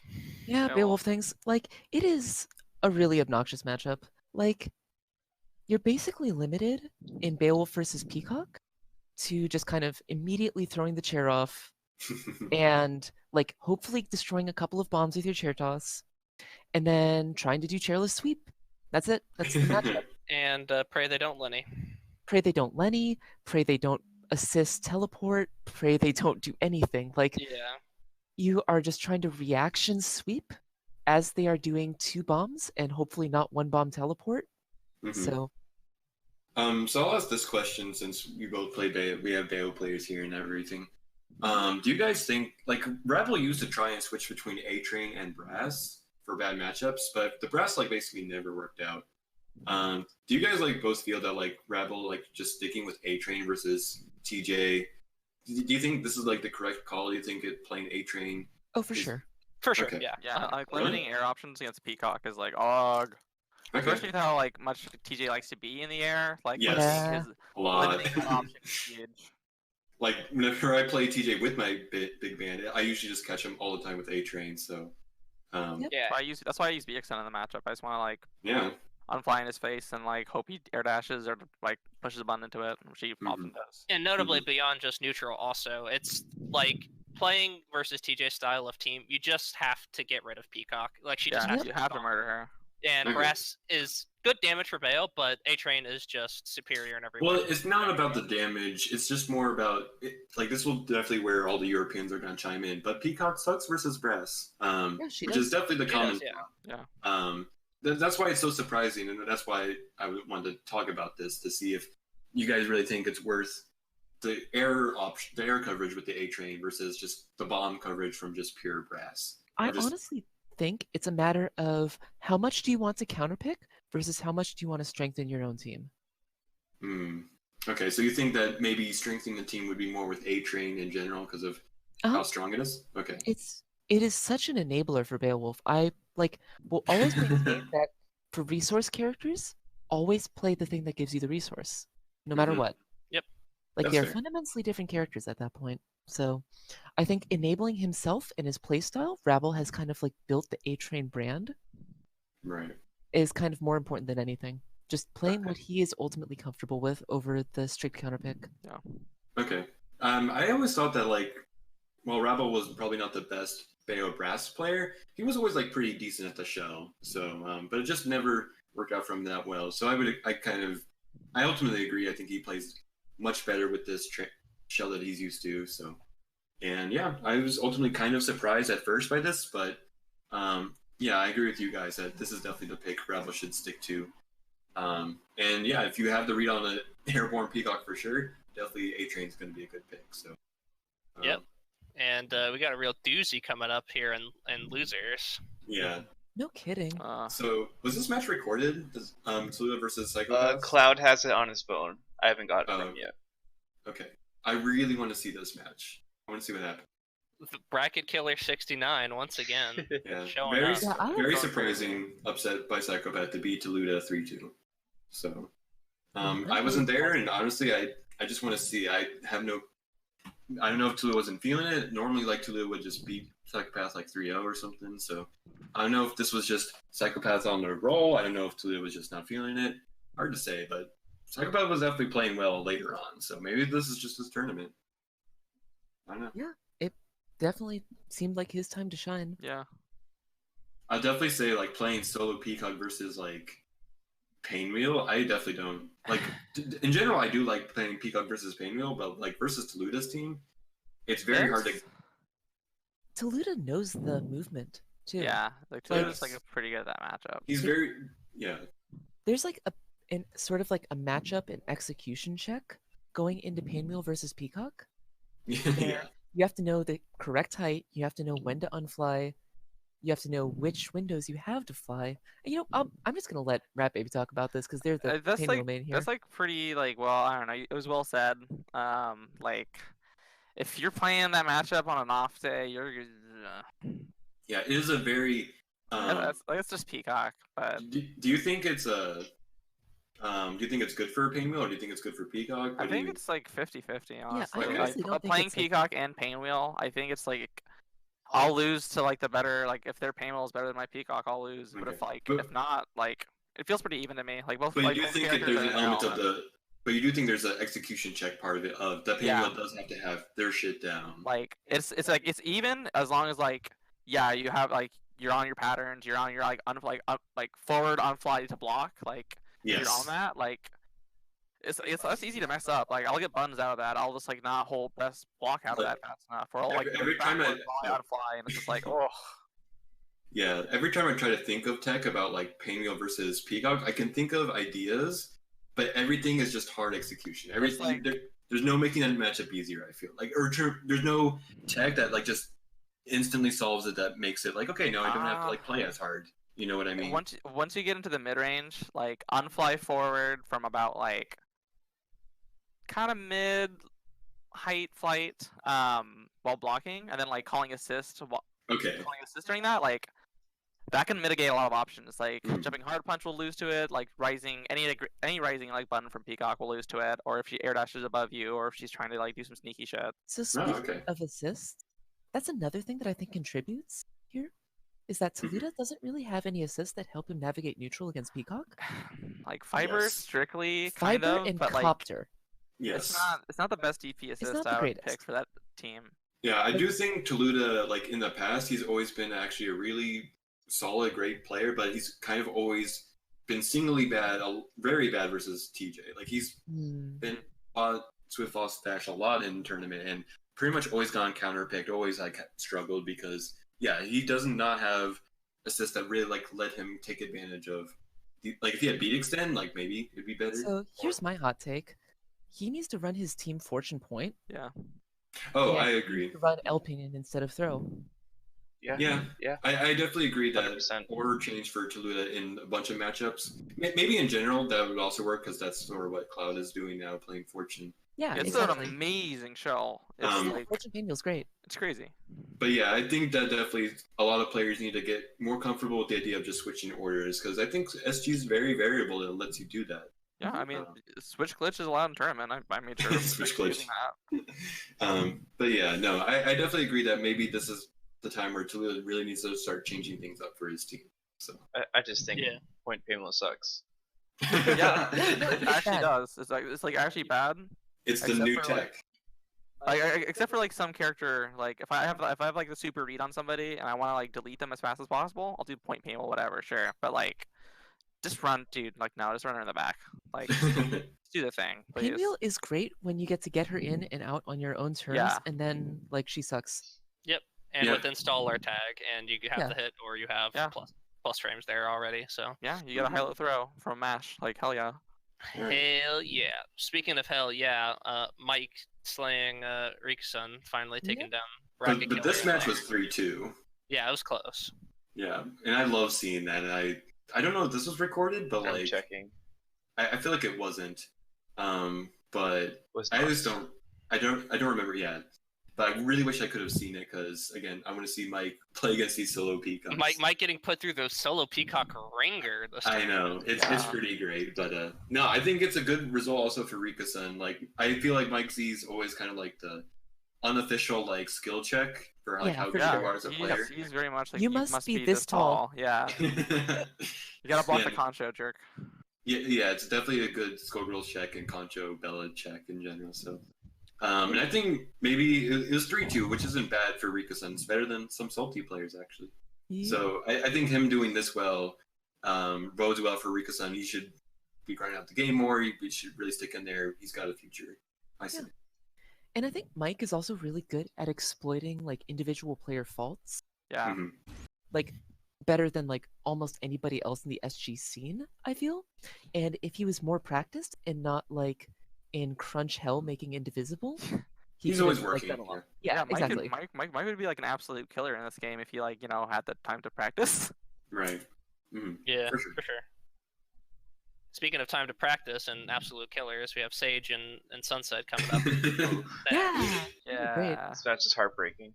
That's So, yeah. heartbreaking. It is, yeah. It was But so it was- close. But Sunset played very well. It was 3-2 for Sage, and yeah, no, what else to say other than it was a heartbreaker. Very close, and Close match, yeah. and It's I just mean, how at the least cookie crumbles, you know. I will say that, like we said before, like I'm happy that like Sunset made it out, and that the match she had going out was an impressive match. So as we said before on the podcast, like she has been grinding it out a lot, and doing a lot of tournaments and doing a lot of online stuff, and every like PSN, PC, whatever. She's out there putting it out, and locals too. So she's out there putting it out, and she did really well here. Yeah, So- Sunset was up 2-0, like 2 dominating games, and then Yes. she slowed it down too much game 3, and Sage adapted and ran it back. Yeah, and she switched Yeah. to duo on the last game, I believe. Oh no, Yeah. I've done it so many times. It's tempting, but It's so tempting, but I guess it never worked out for me. yeah, that's the Yeah. way it crumbles. Yeah, like switching teams. If you're going to switch your first loss. Yeah, I This agree. is we are a 3 out of 5 community.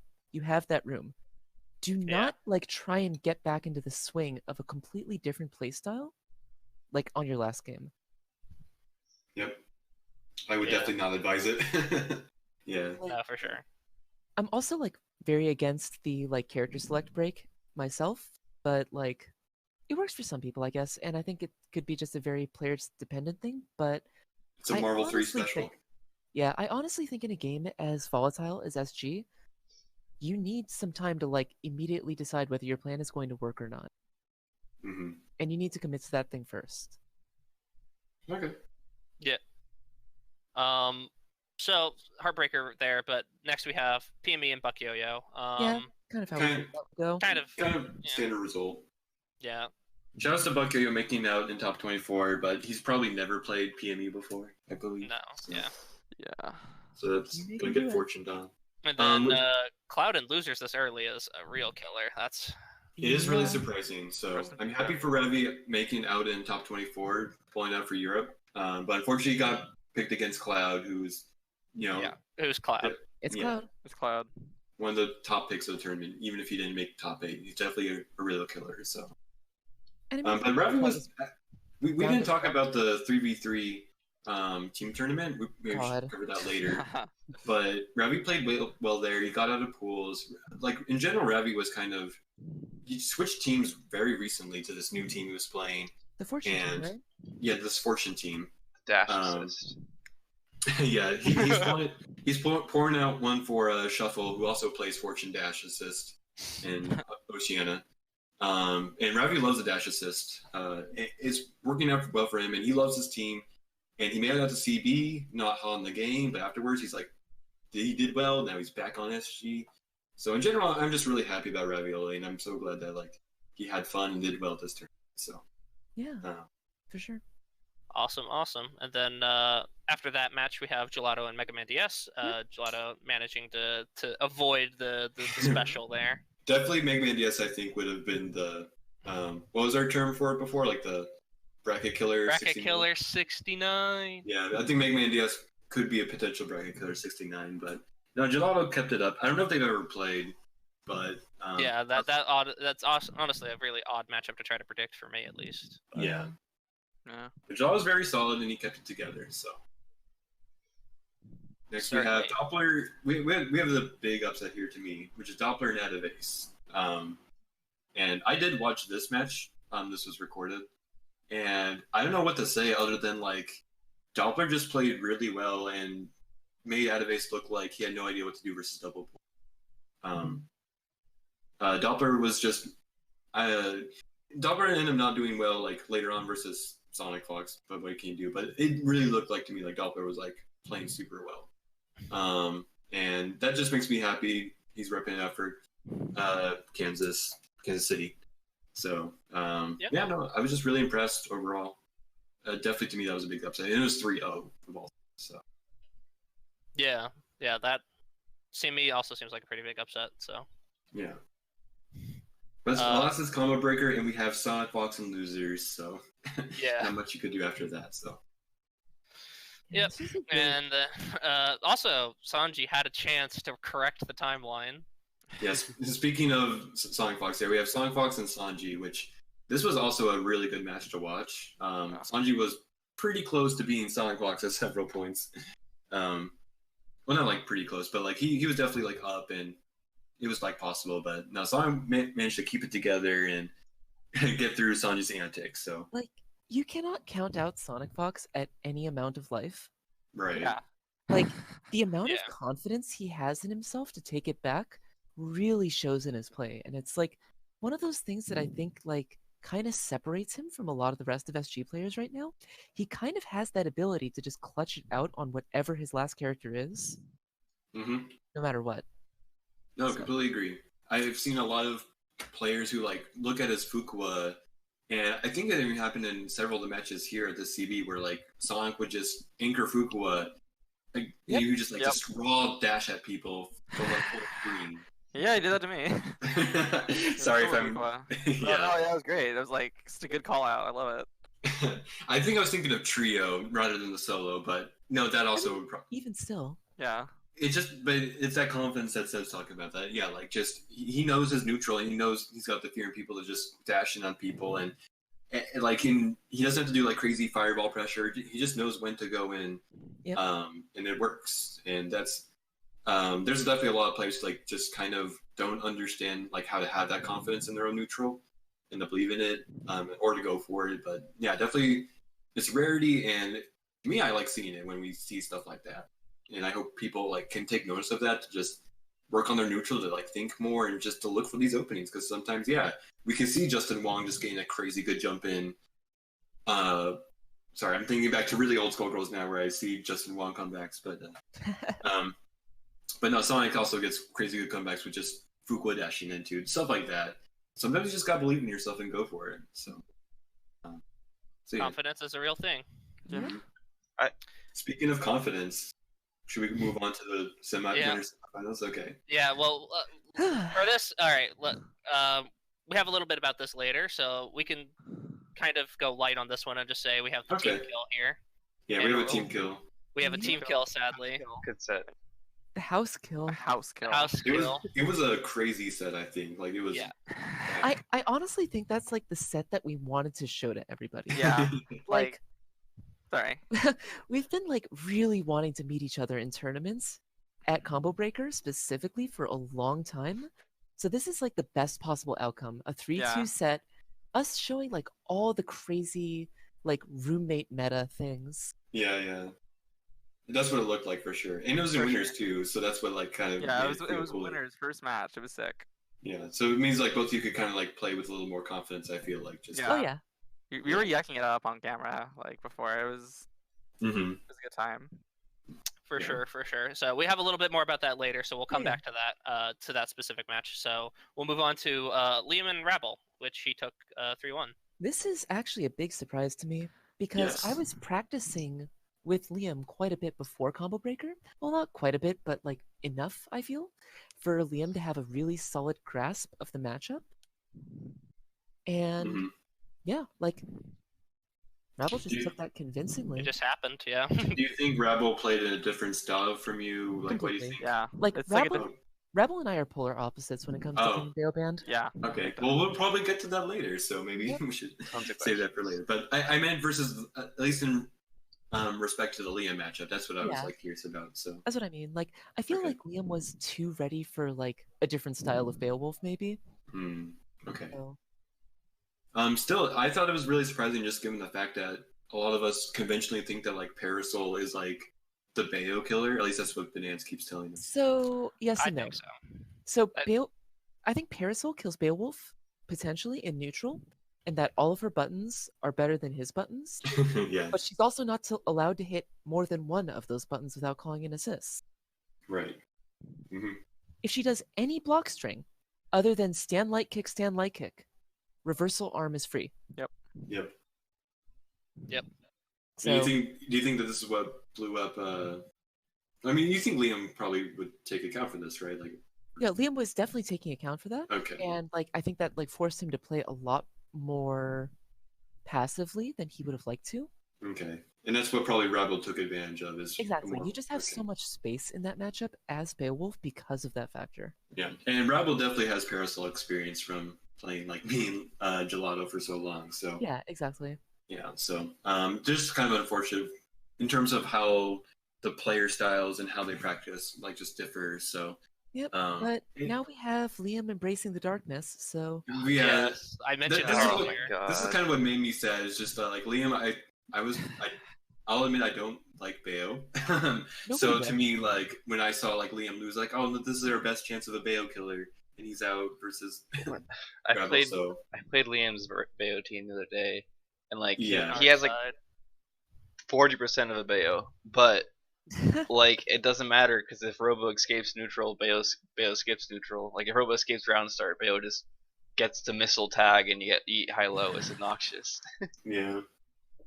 So we've lost Liam to the dark side, and I'm sad now. Speaking of losing to the dark side, which is our new official transition, Bracket Killer 69. Okay, so again. Incredible. This is like this is my favorite match of CB, which is Psychopath and Mike C, and it's definitely not because of the highest level of play. It's just because of how much I really like the storyline and how much I told you earlier. I want to see Mike versus Peacocks. I just really enjoyed this match, and I thought Psychopath played really well and just caught my Z on a lot of stuff, and I just loved it. I loved it every second. I was so happy. Killer. It keeps happening. Nobody can stop this Psychopath. It's funny too, because like Psychopath doing well in Frosty Faustines, I don't want to say like that was his breakout tournament, but like that was when like he got on the radar and became like a big meme for the European server. Is when he did well at Frosty Faustines and eventually like lost to Mike at 3-2 there. So just something felt really good to me here, where like he just got the run back finally, 3-1. It was honestly surprising to me just to see that Psychopath is a real person. As a real person, not a ghost of the online. Yeah, so it's like, basically like there's some people who you see on the Skullgirls leaderboard who might as well just be SCP entries. Like, it's like Psychopath, Keter class. Keter class. Like, you have Psychopath, you have Schoolgirl Hen, you have Giant King Turtle, Giant King Turtle. Oh man. Like Mandragora, like all of these people who might as well just not exist and just might be like fragments of like the Skullgirls AI gone rogue. Like to see them manifest in physical form is like kind of weird, especially like using the most cursed hitbox I have seen in a long ass time. Like, I really hope that like when this gets rendered out, somebody can find a picture of Psychopath's hitbox. I might ask him for one. Is that the shoebox? I think that's the shoebox. Yeah. Shoebox and cardboard. Shoebox. Yes. And it wasn't even the hitbox layout. It's like WASD. Yeah, it's WASD, which is, I think he's not the only hitbox user to do that. Like, I think, if I remember right, a bunch of the Europeans actually also want that for their hitbox layout too. He carries it around in the same like bag that he bought the shoebox, like the shoes from the shoebox. It's pretty great. That's godlike. Powerful player here. Yeah. Watch out. This man emits spiritual pressure. Mm-hmm. How do I lose to the solo peacock? How do I lose to? Oh my god, it's this. Like the memes. It's literally memes. Psychopath won this bracket with the power of memes. Mm. True. Yep. But moving on, no memes for Sage versus PME. Yeah. No, so solid play. Was that on stream? It was on stream. Okay. Yeah. I haven't watched any VODs, really. It was a pretty good set. PME, like, so honestly, like, me and Cadenza were not sure if PME was going to stick to the pain wheel or not, so we had a bet. And it was funny because, like, it seemed like PME, when he switched to duo, just like, you know, Rat Baby said here, switching to duo depowered him. It held him back, honestly. So, I don't know what happened to me PME in the last game, but it really kind of all fell apart. It looked like he was playing really well, and then it just kind of fell apart. So, yeah. I think, but I will say this for PME. He did stick with his pain wheel, which is a pretty new addition to his team. He stuck up for most of the tournament and did really well versus Sage with it. And honestly, he probably should have stuck with it. So that's honestly a pretty good sign. So I think he needs to stick with it for the future. I know PME said on Twitter something that he really wanted to play pain wheel for a long time. So kind of glad. Pain wheel a lot of good pain wheel representation this tournament, honestly. So. Yeah, for sure. Quite a lot. It's like weird.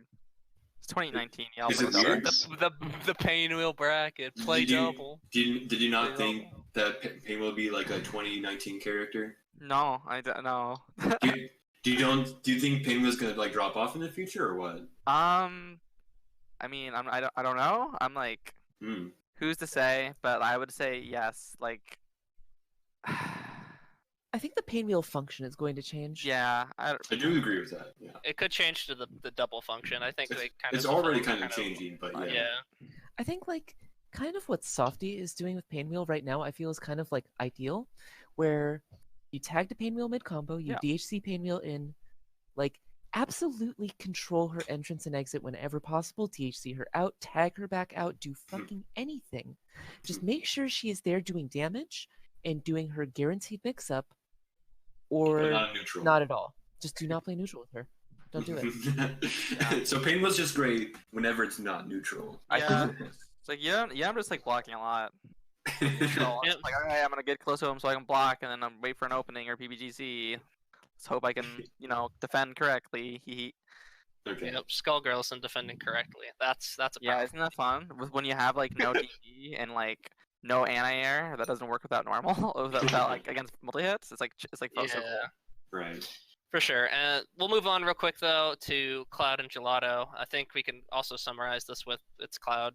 It's a kind of standard result. I mean, Jaw has gone better and has been, or at least gone more even with Cloud in some sets. But like, it's tournament and like, yeah, it's kind of tougher to deal with. It's Cloud King. It's tournament and it's Yeah. Cloud King. They're Can both be summarized a really lot of solid things. players. Yeah. Yeah. It's just that, like, on hit, Cloud gets so much more. Yep. Yeah. Like, that's kind of all it is. It's like, this is an endgame team It versus is. Yep. an extremely solid team. But again, I feel like Valentine definitely has the advantage over Parasol in neutral, Yeah. especially a Parasol that is not allowed to jump freely. Yes. Yeah. So I have like years and years and years of that matchup thanks to Duck, but Yeah. Yeah. it's just not fun for Parasol. Yep. Nope. And then moving on again to Sonic and Doppler, very much a similar thing, kind of with Cloud, where I, it's bel- I think killers this in the one was loser bracket. recorded. I don't know if this one recorded. It was or not, recorded. Yeah. but- Okay, yeah. I think I saw it and I thought like Doppler actually played a little bit well.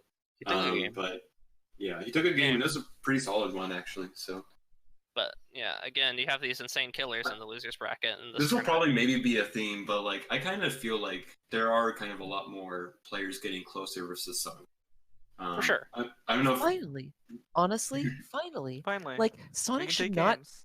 like Sonic is a wonderful, great, very talented player. He doesn't practice this game. He doesn't play this game. Mhm. Yep, we need Like, to make in him fact- practice. We need to make him practice. Like, yes, Sonic Fox won, but Mhm. like also At what the cost? fact that like at what Yeah, cost? what Yeah. cost? He So- bleeds. So we're gonna talk about Sonic Fox a lot later. So maybe we can save some of this Yeah. for later. Okay. Yeah, But this is there's definitely gonna more be Sonic running. to be had in the bracket. This is gonna be a running theme as we talk about more of his matches. So. Yep. So should Well- we move to losers? Because we probably should talk about winners finals now. We should probably just stick to. Yeah, the, we Yeah. can talk about we could stick in losers and talk about winners after this round of Mhm. losers. Okay. Or do you want to just go losers all the way up to? Let's go like the actual kind of. Let's save the winners finals for later because like we should. Let's stick Yeah. for losers for a while. Yeah. All right. Okay. Wing and Psychopath. He's finally dead. So Somebody did it. I love watching the solo players play because it's one of my favorite things. And I Yeah. Like everyone So- wins. Yeah, a solo everyone player wins. loses. so I do want to say this though is that Psychopath really dropped game one super hard, So and bad. he dropped it literally just because he tried to go for level 3 versus Wing 0. Yep. Like, and that's if he. I don't know why a combo breaker versus one likes of the level top 3. players. I know he likes level 3, but It's against garbage. It's garbage. Why would you do it? Like, just do a regular grab into Lenny Argus, and you're going to do more damage. I don't know what was going through his head. Like it was game. Memes. He was powered up. That's how he got It's like here. if this was like game. If it was game 3 and he was up 2-0 versus Wing and he was in his head, I could see it. But he didn't like at the start, and I'm like Psychopath. Like I've played you. You know I know how to avoid level 3. You know how good players don't get by this. Why did you try it on Wing of all players at the start? So it was heartbreaker for me because I thought Psychopath really should have gone 3-2 here and just got blown up. Sort of expected since it is a bad matchup for Peacock, but still. Wing also Yeah. hates the character though. So Yes, Wing hates Peacock a lot, so yeah. Yep. But anyways, we can probably move on now. Yeah. The meme is dead. The bracket killer finally. Bracket Killer Lost the 69's over. So our next match we have Sage versus Peck. It was a run back from Frosty Faustings, but kind of a worse result actually. This time Sage just 3-0'd Peck. And honestly, like I don't know what happened. It kind of looked like Peck was just at a loss. Peck played super well versus Sage back at Frosty's, and just kind of seemed, in my opinion, just Peck kind of dropped it due to a bunch of execution and some nerves. But here, I don't know what happened. Just Peck was just doing everything wrong. Just a lot of wrong decisions. I don't know, looking really shaky. So I honestly don't know what to say. But Like, Sage is one of those players that kind of makes you question how you approach the game. yes, I think, like, Yeah. Sage is a player that is impossible to shake. He will Mhm. just play calm and he will play his game no matter what you do to him. and I think he has like some of the better defense in all of Oh, yeah. SG. Mhm. Yeah. Like, yeah, it's really difficult to open him up, and it's impossible to psych him out. So I think it's kind of easy to like make wrong decisions just after a lot of that. Yeah, and if I remember, like, I think the start of the set was like Peck getting the first hit, but like Sage like immediately blocking like the first reset attempt, if I remember right. Just to remember, like, yeah, Sage definitely showed off his good defense, and probably beyond that, Peck was just unsure, honestly. So Yeah. It's something I ran into a lot when I was playing Sage in casuals. Okay. Yeah. I had to break out like the layer 70 shit. Nice. Fully powered. All right, do we yeah. want to talk about TJ and Cloud now? Yes. Heartbreaker. Heartbreaker. Yeah, This Heartbreaker. was.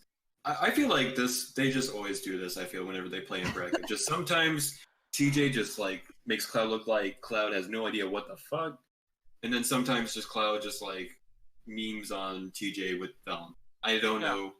It just goes either way. So, Yeah. both these players play teams that just do that for you. When Peacock gets that hit for TJ on a trio, it's over. So, Yeah. don't know what to say. Just just roll the dice. Things happened, yeah, and TJ things happened. It did look like Club got an abnormal amount of drops. I will say that. Yeah, That was... yeah, it's I the think thing that always was happens with everybody. Cloud. I mean, Yeah. it was everybody to an extent, but it happens to Cloud so often. You see in Yeah. tournaments, just depressing drops. Yeah. So Yeah. sad. Yeah. It's okay. Probably good to move on now to Sonic and Fuzzy. And Fuzzy was also close to correcting the timeline. Yeah, Fuzzy so was many very. chances. It was 3-2. Sonic Fox won, and honestly, I thought this match was actually really good, and Fuzzy played very well. I think of all the players we saw on stream versus Sonic Fox, he probably had the best record. He actually went 3-2, and everyone else got 3-1, kind of. But no, it was actually pretty impressive. And Fuzzy did a good job. And I talked to Fuzzy about this, and he could feel how close he was and how he was very frustrated. But this kind of motivated him, I think, to get better and to keep with the game. Thankfully, because Fuzzy's also on that.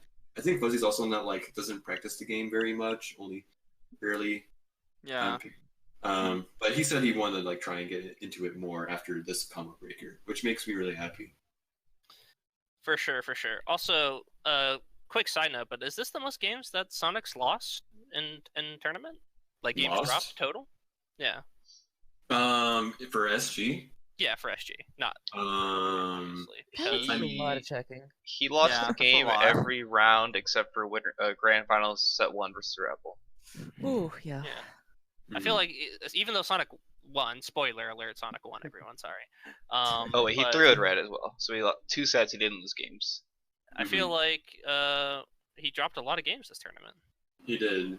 I don't know statistically. Maybe someone could do that, and that's something I could probably do later when I'm not dying at work. But no, I definitely had the same feeling too. Of I think this is maybe the closest we've had to really beating Sonic. Of course, Sonic lost in 2018 to TJ, and TJ played very well there.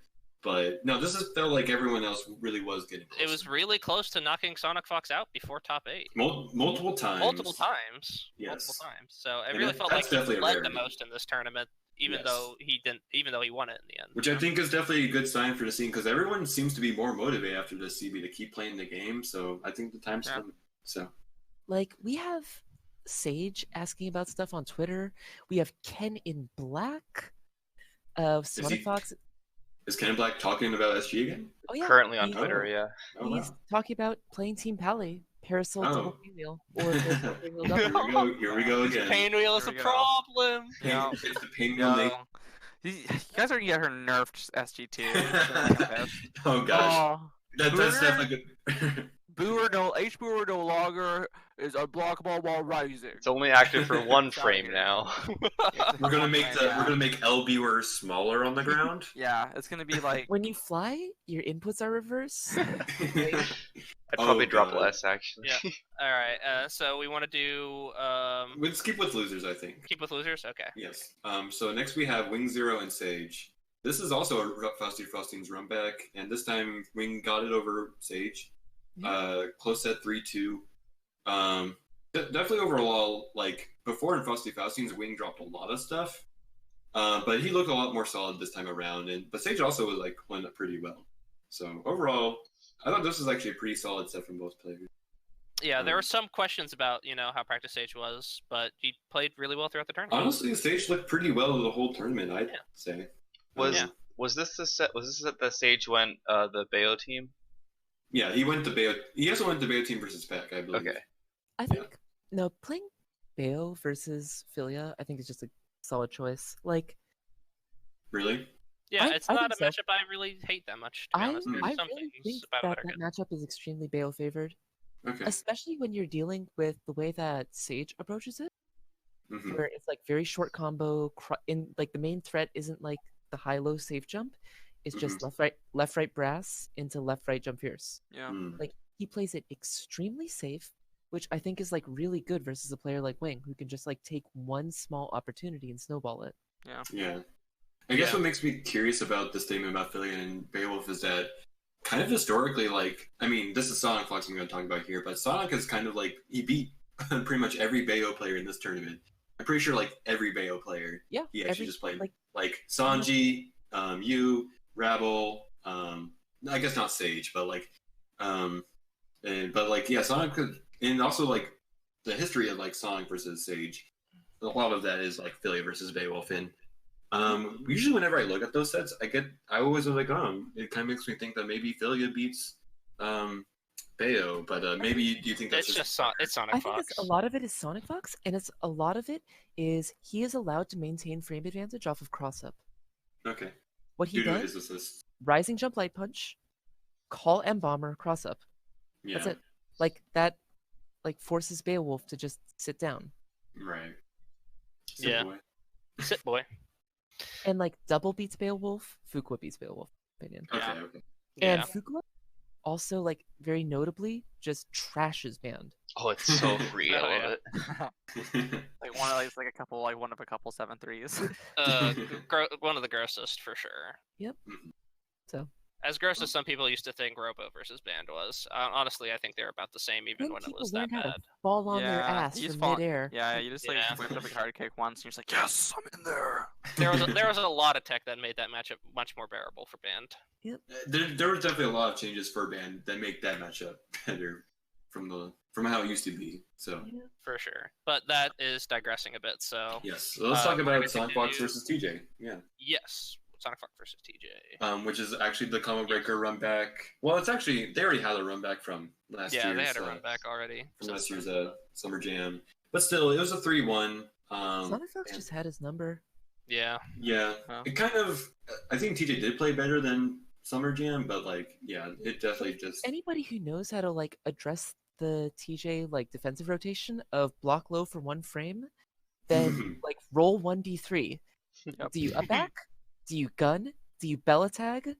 Like, I'm not sure like Swift Fox It's- actually ever knows. No, he He kind of like he prays upbacks- and then like hits the buttons on his pad, and the defense happens. It's up back on the first reset, bell attack for the second reset. That's always. true. Yeah. Literally always. That's You really heard it here, true. folks. Time for us, all of us, to blow it up. I don't think TJ. It doesn't I don't matter. think TJ Clean watched it this up. podcast, so yeah. Because you see. blocked the We'll see. Bella tag and then you get hit by Dynamo to Lenny. No, Yeah. like I was telling Sage that, and you just like we're watching on Yeah. stream, and I was just like, I Yikes. remember Northwest I'm Majors. pretty sure that's true 2018. too. Yeah. 2017, sorry. Yeah. Yeah, so Sonic takes it over TJ again. Okay. And then I guess we'll continue one more losers rotation. Yeah. Let's go through the losers. So we have Liam and Wing. Liam taking it in a close set again. Lots of close Securing sets in the the losers timeline. bracket. Yeah. So Securing this the is. time. No Timeline. solos in top 3. Thank God. So this matchup was really good, and I was, even though like Wing missed the last. So Wing did something amazing where like he blocked on the last game. He blocked the Robo L Danger, and Dash blocked to like. And I don't know if he did it on purpose, but it looked like he actually did, because I've definitely hit with him that multiple times to just do like Robo spin into super and catch people trying to punish. Yeah. But he was ready, and he just like dash blocked and like blocked Liam doing that, and then missed the punish. That was very confusing. I've never seen anyone miss a point blank punish on Robo Super. but that was a heartbreaker for me. But still, overall, really good play from both players. I thought Liam played very well, and I was happy to see like at least the robo play for sure. Even though I kind of was rooting for Wing, but like at the same time, I'm also rooting for Robo. So I was like, oh yes, Wing didn't punish. So yeah. Oh well. Confusing match in my heart, but otherwise, still a The good Chaos overall versus set. the Order.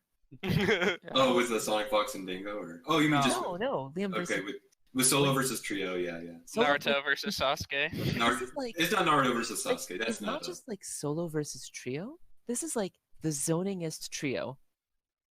Look at all the You zoning think, games you never Oh want. really? I think it's more zony than Mr. Peck's trio.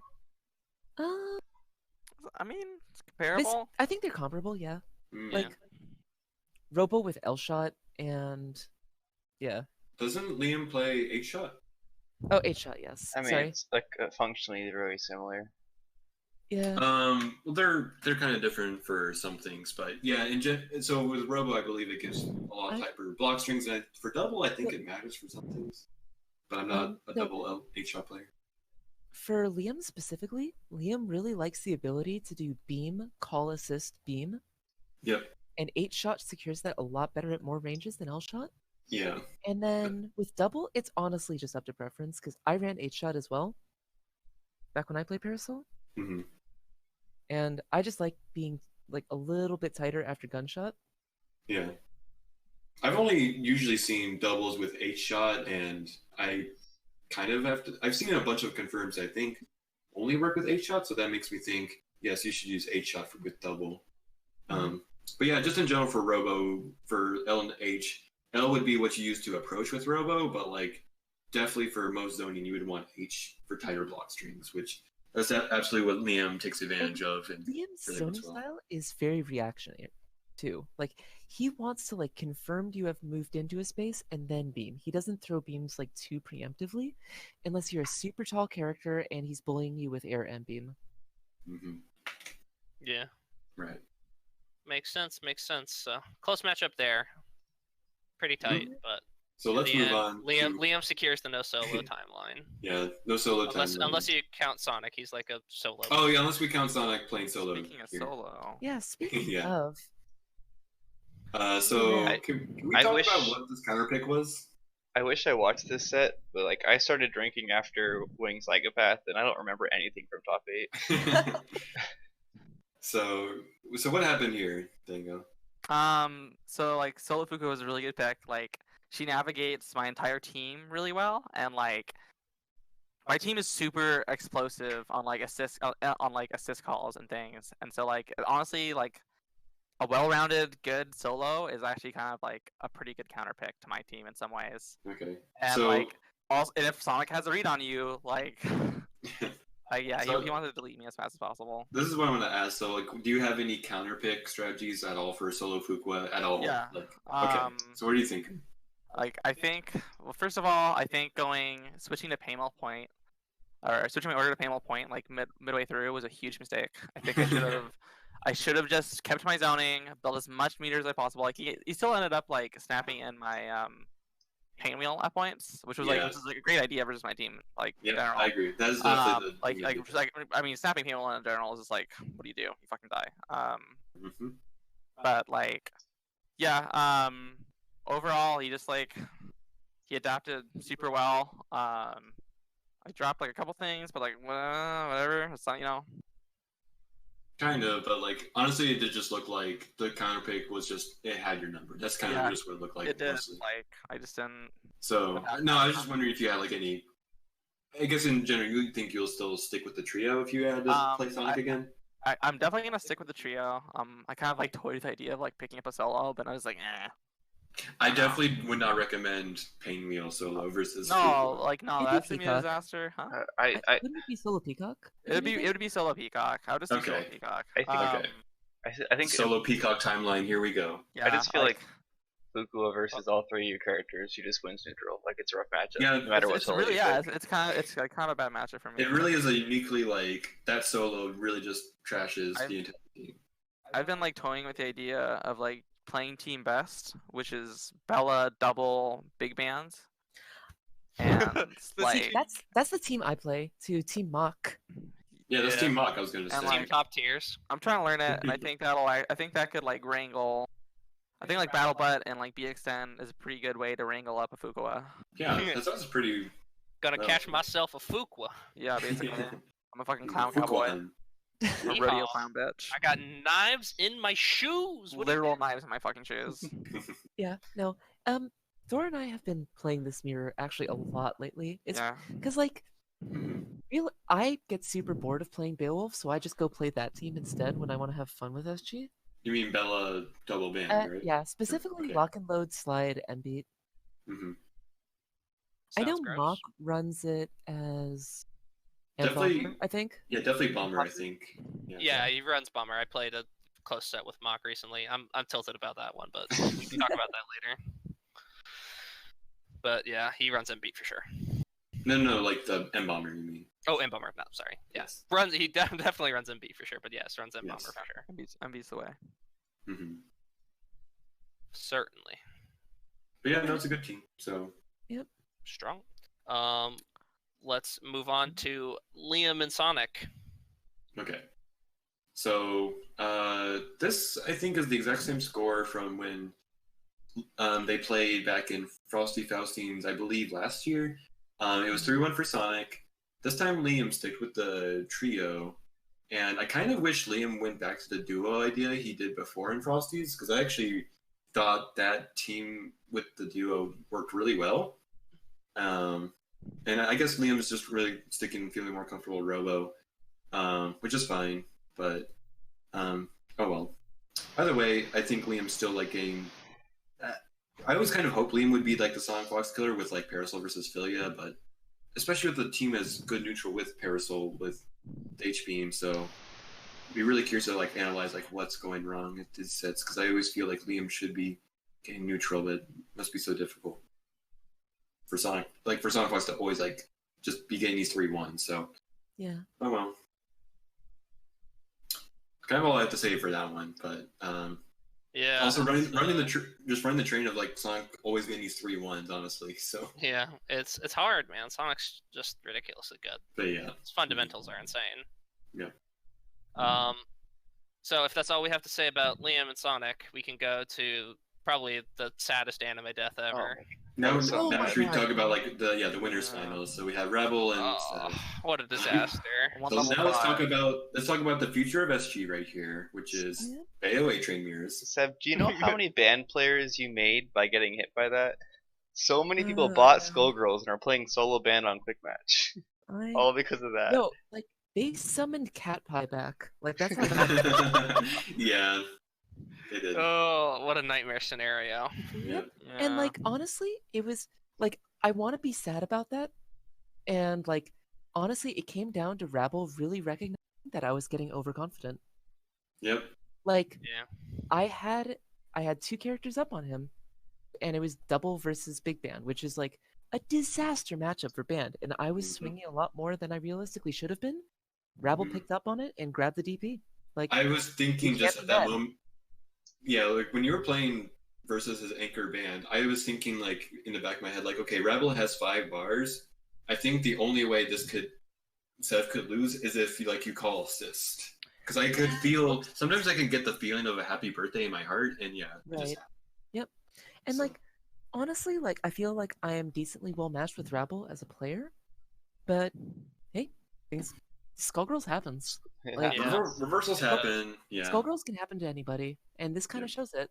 And like Yeah. it really, I'm actually kind of glad this match was as close as it was, just because we got to really show the 2 styles of the Bayo A Train shell. Yeah, so this is what I want to ask again now here. So can we talk about like what you think about the styles of you versus Rabble and all Rabble that? plays Beowulf out of love of Beowulf the character, whereas I play the Beowulf hard Out of knockdown hate. damage function.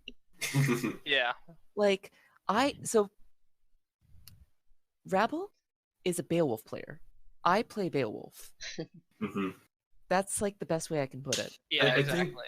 I think we were kind of like talking about this at one point before, so you can correct us if this sounds wrong, but like we were kind of putting it this way where you kind of play Beowulf like you don't care if he dies, basically. I absolutely Whereas do, Rabble yeah. kind of plays Beowulf trying to save him to stay alive, and as like his good resource and what's going to win him the match. Do you think Yeah. that's a good way to put it too? Yeah, and like Okay. I understand it with his setup.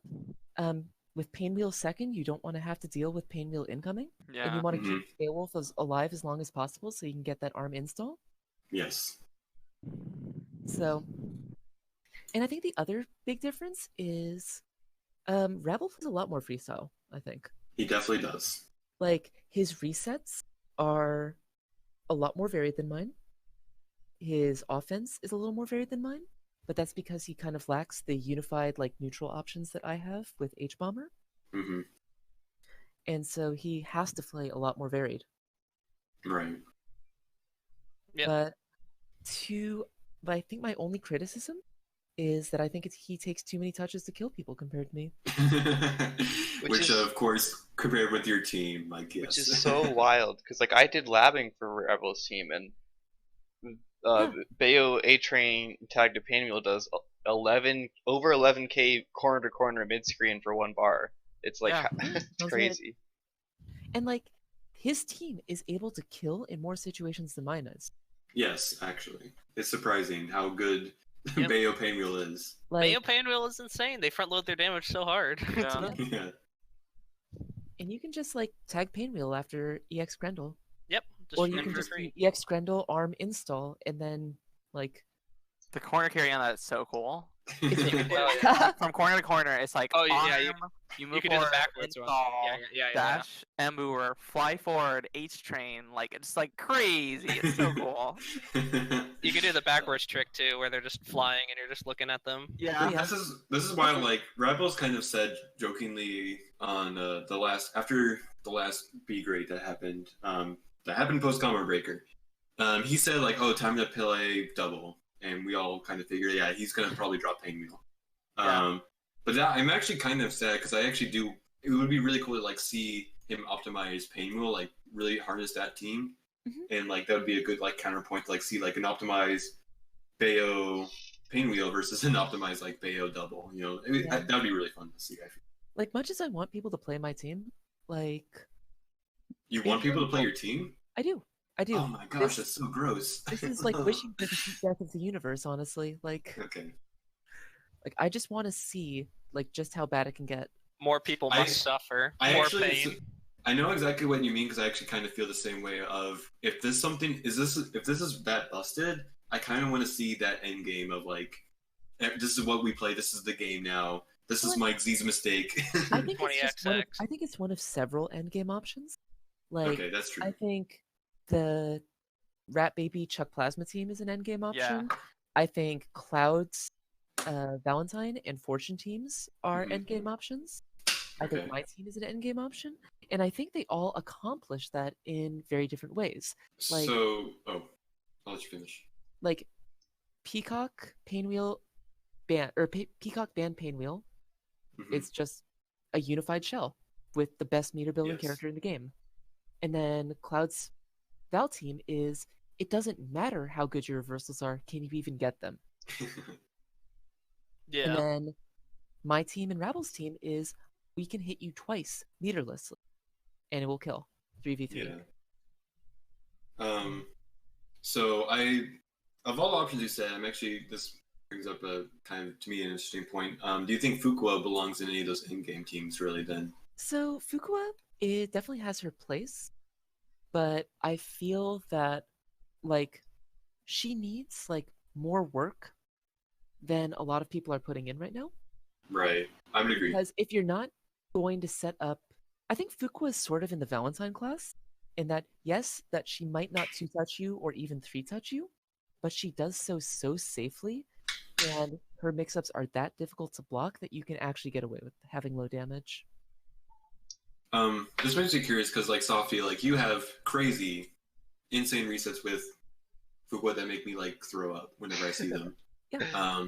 So what do you think when you play Fuqua? Do you think that she may be an end game character with like potentially with like? Do you think her resets are good enough to like carry her, or do you think? Do you agree with what Sev's saying? I mean, I guess like I think I talk with Cadenza a lot with this as well. But like me and Mackenzie both agree she's like top 2, top 3 anchors. Like she's just a fantastic anchor. Just like and she's a good point. Like she's a really good character. But she doesn't fit into shells really well, which is kind of like where Skullgirls seems to be heading. That's like the issue. She's a fantastic character by herself, but she's not. She doesn't build like a band Painwheel That's shell true. or a Bayo A Train Yeah. shell. Okay. Like, and if you want to like fit yourself into like a middle and anchor shell, like band Painwheel, you have to really reconcile yourself to not using meter too. Yes. Yeah. Which Which is Fuqua, kind doesn't mind spending. Yep. She's point. She has to spend meter to open up downbackers. Like that's just the character. Mhm. It's the biggest Yeah. issue I found with trying to play Fuqua band Painwheel. It's like, oh, I had to Yeah. throw to BFF. Now I don't have Yeah. SSJ It's installed. I think it's still a good team, but yeah, you do Yeah. like lose some things. So. Very, very interesting gameplay discussion, but we do have some of that also for the interview, so we'll move Right, on sorry. a little bit forward. No, it was a Very great good. conversation. This is what we're Yeah. here for. So We're gonna get to some of this later on. Yeah. So. yes, we'll get to some of this also later on in the interview. We touch up on this a bit. So let us talk about losers finals. Sev versus Sonic. Yeah. So this was I thought it was a pretty cool match. I've never seen you play versus Sonic Fox Sev, and I thought it was pretty impressive. What do you think about your gameplay, like going in, or like did you like we talked about Dango versus Sonic a bunch, but let's talk My about you. plan was to slow Philia down as much as possible. Okay. And my goal was, again, the same thing as Wing. Just play as calmly as I could, get the hit, and it doesn't matter who he is. Okay. Like, it doesn't matter if you are Sonic Fox, it doesn't matter if you are some net play random. Like, I am going to present a 14-frame overhead, a 14-frame low with safe jump timing if I hit you. Right. Like, that was my entire plan going in, just let the function work. Do you think what do you think you could have done better in terms of how the set like it went down? Because it kind of that's like if you get the hit, but like Yeah. So obviously the hit I think again, like my issue was I got very greedy at round start. I tried to secure things really quickly. If you notice, I believe in game 1, I went for a dash LP round start, which beats the vast majority of all characters' options, including round start assist. It will hit every round start assist in vulnerable frames. Okay. Sonic Fox did up forward jump light punch airball, Oh. which is, in retrospect, I feel really stupid for going with that option, because like, how many games has he played against Sage? Yeah, I was actually gonna say like I feel like that's a pretty normal Sonic Fox starter, especially Yeah, versus it's a pretty normal Teo, Sonic Fox starter, and again, like Beowulf doesn't really have any big answers for that, except Yeah. for round start crouch fierce, which loses Yes. to a bunch of other Philia options. Right. So that's why like it's a risk either way. Getting greedy on round start was kind of the beginning of the end for me in a lot of these games. Okay. And then the other thing was, like, normally, like, okay, I got hit, whatever, I'm going to arm DHC to double. Sonic Fox is one of the few players that snaps my double. Yeah. Like, a lot of people, when they snap against me, snap ban, which I think is a huge mistake. I don't ever understand when people, well, I mean, I won't say I won't ever, but yeah, a lot of times I agree people want to snap in band because I guess they have an old mindset of like, oh, they play band, they only play him for the assist. But I feel like we're not really in that era of SG versus most really players not. now. And the other thing is, like, I'm banned with double second now. Yes. Gives me a reason not to mash. Snapping in band with a safety C behind it is a huge mistake. It's a huge ask because you have to secure the incoming if you decide to go for that plan. And the other thing is that, like, Sonic knows this about me personally, is that double is by far my best character. Yeah. Like, I am a double player, also Beowulf and Band are here. Supporting Sonic, so basically you kind of think that like Sonic just had the smart game plan and you weren't quite ready for probably how smart Sonic Fox was in some tiny little aspects, and that he just like kind of your tiny overextensions got the best of you in these games. Yeah, and like honestly, his game plan was a lot more solid than mine was. Like, that's all I can really say. He like knew how to approach Bayo, and he has the 2 best answers for big band. It does help that he has a lot of Bayo experience. So yeah, he has a lot of Bayo experience. He has a lot of band experience. Yeah. Say Rabble at this point has a lot of everything experience, or not Rabble. Sonic has a lot of everything experience. But I feel like Yeah, I was gonna say actually, Pinwheel kinda- whispered across the wind. I actually kind of agree that I don't think he has the best Pinwheel experience. Yeah, maybe not. Like he did play Pinwheel Robo for a bit. Hey? Yeah, he plays it sometimes. He yeah. plays Yeah, it sometimes, when he but was, yeah, um, playing against Pinwheel is kind of different yeah, than it's playing completely her. Oh yeah. Oh yeah, for Like, sure. But yeah, But and anyways, his sorry. macro game plan was just solid, Yeah. Yep. and like I just did not have my game plan set, and I was still trying to figure it out each game where he was executing his plan every game. So do you think in the future, if you played Sonic Fox again, do you think you would stick with this team? Do you think you just play more conservatively, or I would play completely differently. I think Oh. I think I would go for an early snap against Fukua. okay? So you would Um, step in Fukua. I would snap in Fukua. Fukua is Mm. absolutely the biggest problem I face. Yeah. And Okay. if I can face her with the highest health pool and the most resources going in, and the fact that Fukua is weak on incoming. Yes. Yeah. She So has if a I few can options. snap in Fukua at low undizzy, Yeah. So you Could can. happen. I assume Yeah. that hopefully, like, you could just get one incoming mix up and then Yeah. just kill. Like, it's not like any of Sonic Fox's characters are in any way a slouch, but Fukua is the problem. I would agree for sure. So. Yeah, and chair off snap is very effective Chair off for snap that is nuts. exact purpose. It's Yeah. it's very So good for nuts. doing exactly the low on dizzy snap and to kill a character quickly. Why did Speo get the snap solos out? Because he's a big brain gamer. So okay. All right, we talked a grand lot finals. about. Yeah, let's talk about grand finals to Grand finish this finals. up. That was real rough for That was Rebel. exciting. Yeah, it happened. It was pretty rough, but first it was a 3-0 for Sonic Fox to reset the bracket, and then it was 3-1. So how do you? Kinda hard to talk super much about it other than just Sonic was That was a on stomp. grapple the whole Sonic time. was it was on it the whole time. I guess I wanted to compare with what Sev's thoughts about how you did versus Sonic Fox versus how Rebel did. Do you think Rebel was just too aggressive? Do you think I also think too many gambles? Rabble just kind of seemed off his game. Yeah. Like Mm. Rabble, once he is playing the Rabble game, is like really difficult to beat.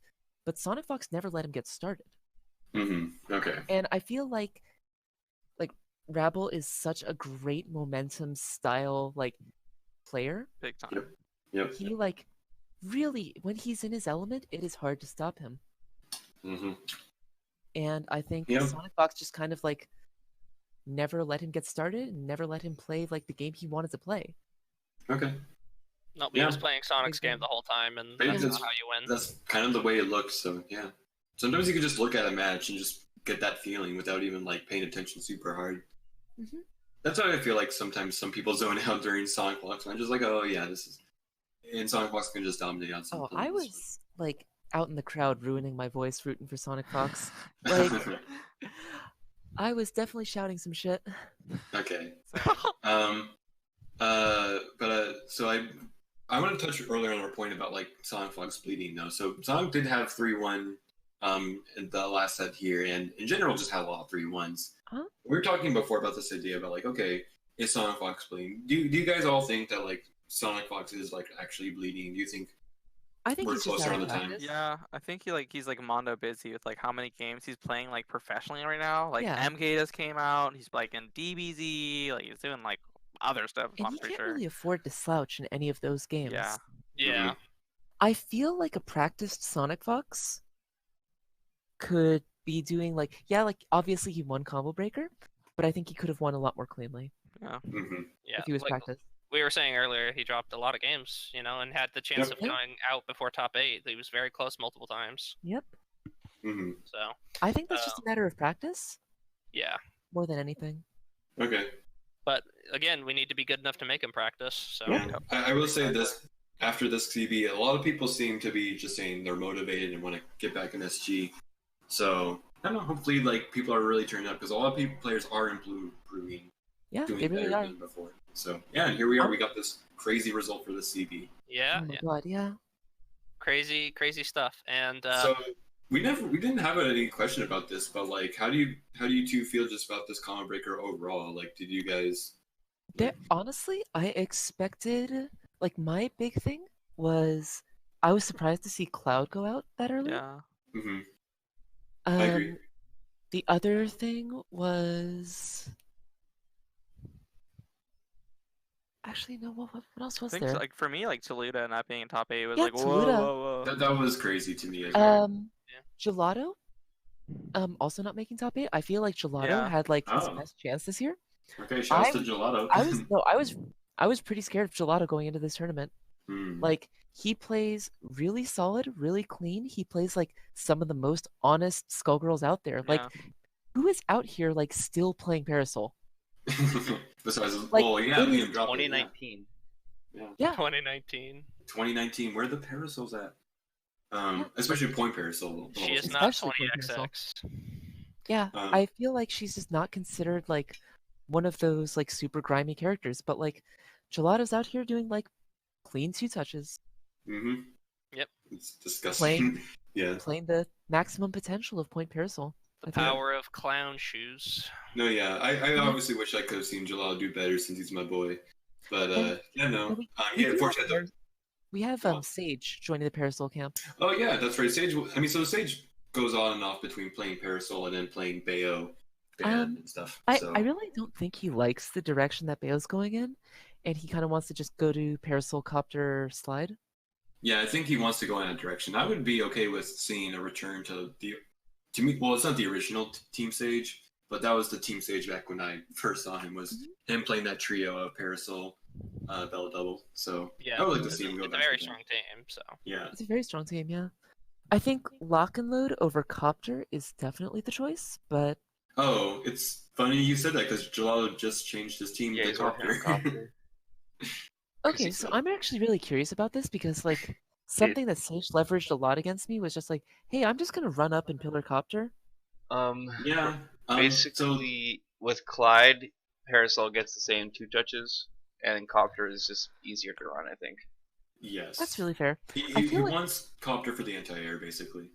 And it provides the same lockdown for double, but I feel like she loses a lot of damage. Kind like, of, but Gelato's route is like 1, 2, 3, M gun, lock and load into the rest of the route, hmm the TK fridge. Yep. yeah, And I think that like really opens up double's damage possibilities to front load. Yeah. But yeah. But he's sort of I think now he's trying to count on double being more reset heavy rather than like Yeah, I think optimizing the first string hits now. Looking So, more for Parasol here. This is more playing around having a Parasol, I feel. and like that's like one of those big team building considerations. Is like, do you want to play to emphasize one character? Or do you want to play to emphasize like every character? right. Yeah. Certainly. And that was an interesting question, so we're going to move on to some of our preset interview questions for you. Alrighty. So we kind of touched on this a bit before as we were going over the results, but we kind of wanted to touch on this more in detail with the two of you. Mhm. How did it feel to be playing each other in Winter Semis at Combo Breaker? Like, what Yeah, was like you guys are like local buddies. I think you know. I mean we're freaking roommates. We live in the same We're- house. I'm looking at her. I can kick her. I'm literally just I can, Yeah. like yeah, it was awesome. Like It was also like both European W were like repping it both in winners too for top 8. Yeah. It was pretty cool. Liam was there too, so it was like we had 3. Oh yeah, well, winners. It was so great. like for some reason I always count like P and W just the American side. Oh yeah, I That's- mean, So- I guess. that- I guess it's strictly accurate, but also mean- like Liam and like Yaya are like basically Yeah. like our family. So Yeah, no, for sure they're definitely part PNW. I'm only thinking the American stuff whenever I think Yeah. of that, but they're definitely in that region too. So Mhm. I didn't mean to say that. oh yeah, no worries. I just meant the American side because I'm Yeah. the baby. So Yeah, No, it was again the Skullgirls that we just wanted to show off to people. yeah. it definitely looked. We had a lot of very like interesting. fourth That was layer probably like one of the most roommate league enchanting reads. sets. Sorry. Sorry, yeah, but we had like a lot of like dumbass like personal reads in the game, and it was like really funny and like it was just a really fun time just to Yeah. play on stream like that. Those matches are always just fun because you can just see the players having fun in their faces. And I said this before with you and Peck, but also when you two played as well. I like seeing scores when both players are having fun and just not like I don't want to say messing around, but it feels a lot better just when the players are like Yeah. really having fun and having good sets and stuff. So It's always nice having people like smile against my team instead of just like sighing and like on again. For sure.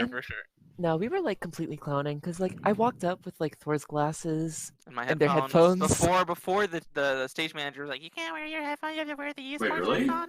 Oh yeah. What? Oh no. Wow.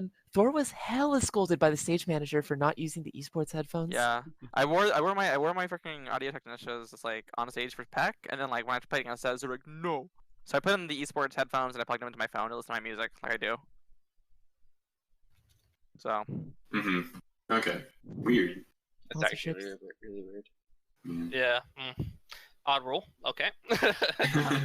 It was really funny because like when I was fighting Rabble was like twisting like the plug on his earbuds, trying to get it to like vaguely work, and they're just like, "What are you doing?" So speaking of technical issues, quick question: did Liam break his hitbox in between games? Okay. So Buttons are broken. Liam's hitbox ran into a really weird issue that we couldn't reproduce consistently, in which the left button was firing like it was on turbo, despite there being no turbo functionality, because I built that hitbox. Oh, really? You built it? Yeah. Okay. Wow.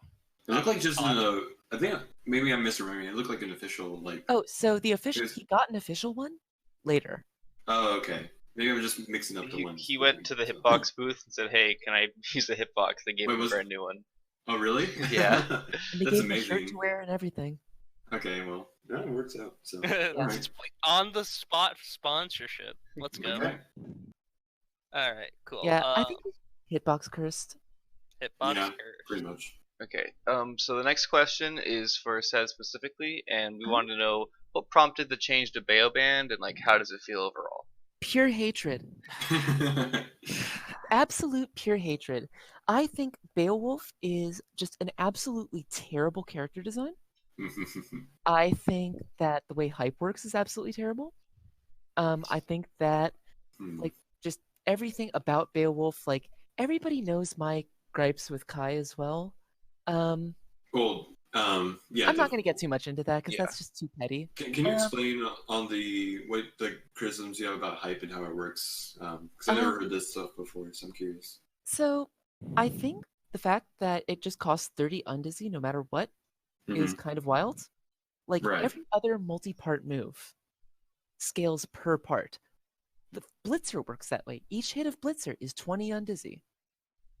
Like, I guess Rekkas don't build any undizzy between them, right? If you go from the punch to kicks, it adds extra, but not just punches. Only 20 flat. Well, like when you consider like just how much Beowulf gets, like Beowulf Stand Fierce or Wolf Shoot with three hype is literally the most undizzy efficient move in the entire game by like a margin of several factors. Yeah, jumping, Power Punch, Chairless also enables that. All of those moves are just like the most undizzy efficient in the entire game. Plus, you get a plus 34 knockdown. It's like you at max undizzy with the if you dump all 3 EX hypes forever, you get 43 damage per undizzy. It does 1.3k. Yeah, it's nuts. So yeah, it was just pure hatred of like Beowulf. Just the way like Beowulf's hype ignores his mechanics. Like Beowulf is never incentivized to block. Never. Never. Yep. You are always incentivized to do dumb shit. Like Beowulf players play so fundamentally different Skullgirls than everybody else, I feel. And it was just like, fine, if I hate it so much and I think this is just so brain dead, I'm gonna go do it. Right. I remember seeing this video by Havoc in which chairless Beowulf just 2 touches, trio versus trio. And I'm just like, I can do that. I have the execution. Let's do it. Easy. Yeah, let's play Beowulf. Let's play Beowulf. Fuck it. Right. And so I just thought of the best team I could. Okay. Do you think, and you've been saying this for a while, but you do think this is like the end game of SG currently? It's just. So I think it's one of the flavors of end game. I don't think that I think Beowulf is still like an A tier character. Like I think Beowulf definitely has his problematic matchups, and I think there's a lot of counterplay to this team, but it requires an equally gross team. Okay. All right. Like notably, Cloud's team, I feel represents like the true endgame potential of SG a little better. All right. Okay. Yeah. Because Valentine has like a way better matchup spread than Beowulf, I feel. But definitely probably like number 2 spot. And she or- can definitely perform similar stuff. Yeah, she Yeah. performs similar stuff. She has the damage. She has the set play. The nooch. She's She got has the the neutral nooch. for The days too. nooch. The function. The function. Yeah. That really describes. I think when we talk in-game teams, it really is just describing the function, which Yeah, is a so, like, resource character and a safe mash and I stupid have stuff. to exactly like Cloud plays like Bella second, which is for Yes. DHC optimization, and it's Mhm. also so that if Val just absolutely explodes, like you have Bella double. Bella Yeah, double. What are you Bella gonna double. do? Dynamo cat heads. like, It's The time. original dumb shell. Yeah. And the reason I run my safe DHC second is I personally like having the safe DHC even if I get snapped. hmm And the other thing is that it opens up the threat of banned alpha counter. Yes. Yes. I really like that because like when Beowulf dies, I often have 3 meter. That's alpha counter SSJ cathead. I can just take my And turn that's dirt. whenever I want. It's dirt. I hate it. No choice. My mom said it is my turn on the Yep. Xbox. And then with the choice of H bomber, as my second, H bomber just provides so much utility for big band. It just lets him do Embrace safely. hmm It gives him meterless 2 touches anywhere on the screen. And also it just like gets Beowulf in for free. hmm Okay. I was definitely messing around with slide a bit, but I feel that H bomber just has the greater utility. I definitely think I would agree that H Bomber sounds better for big. I mean, I just like the mix-ups myself more for big band with H Bomber. Yeah. So, okay, let's move on to our next question here. This one is a question for Dango. So this is kind of just a general. So let me put it this way: not too many players have in our community have really beaten Sonic Fox in modern day. At least the modern Sonic Fox, ever since he's gotten a lot better. So what were your feelings against like getting that big upset? We've talked about this before, but like, did you feel like things changed? Did you just tell us about like kind of what it was like? You know? It was like exciting and felt good. Like I'm always like with Did any you- like big win, I'm always like second guessing myself, like, oh, it's really slow. Did you let it get to your? You probably didn't, But- but like, did you let it get to your head? Like, oh, now I'm the best. No, God, no. It was just like, oh my God, how did I get away with that? Like immediately was just like, oh my God, like Sonic, if you had any more experience against my team, oh I would have been dead.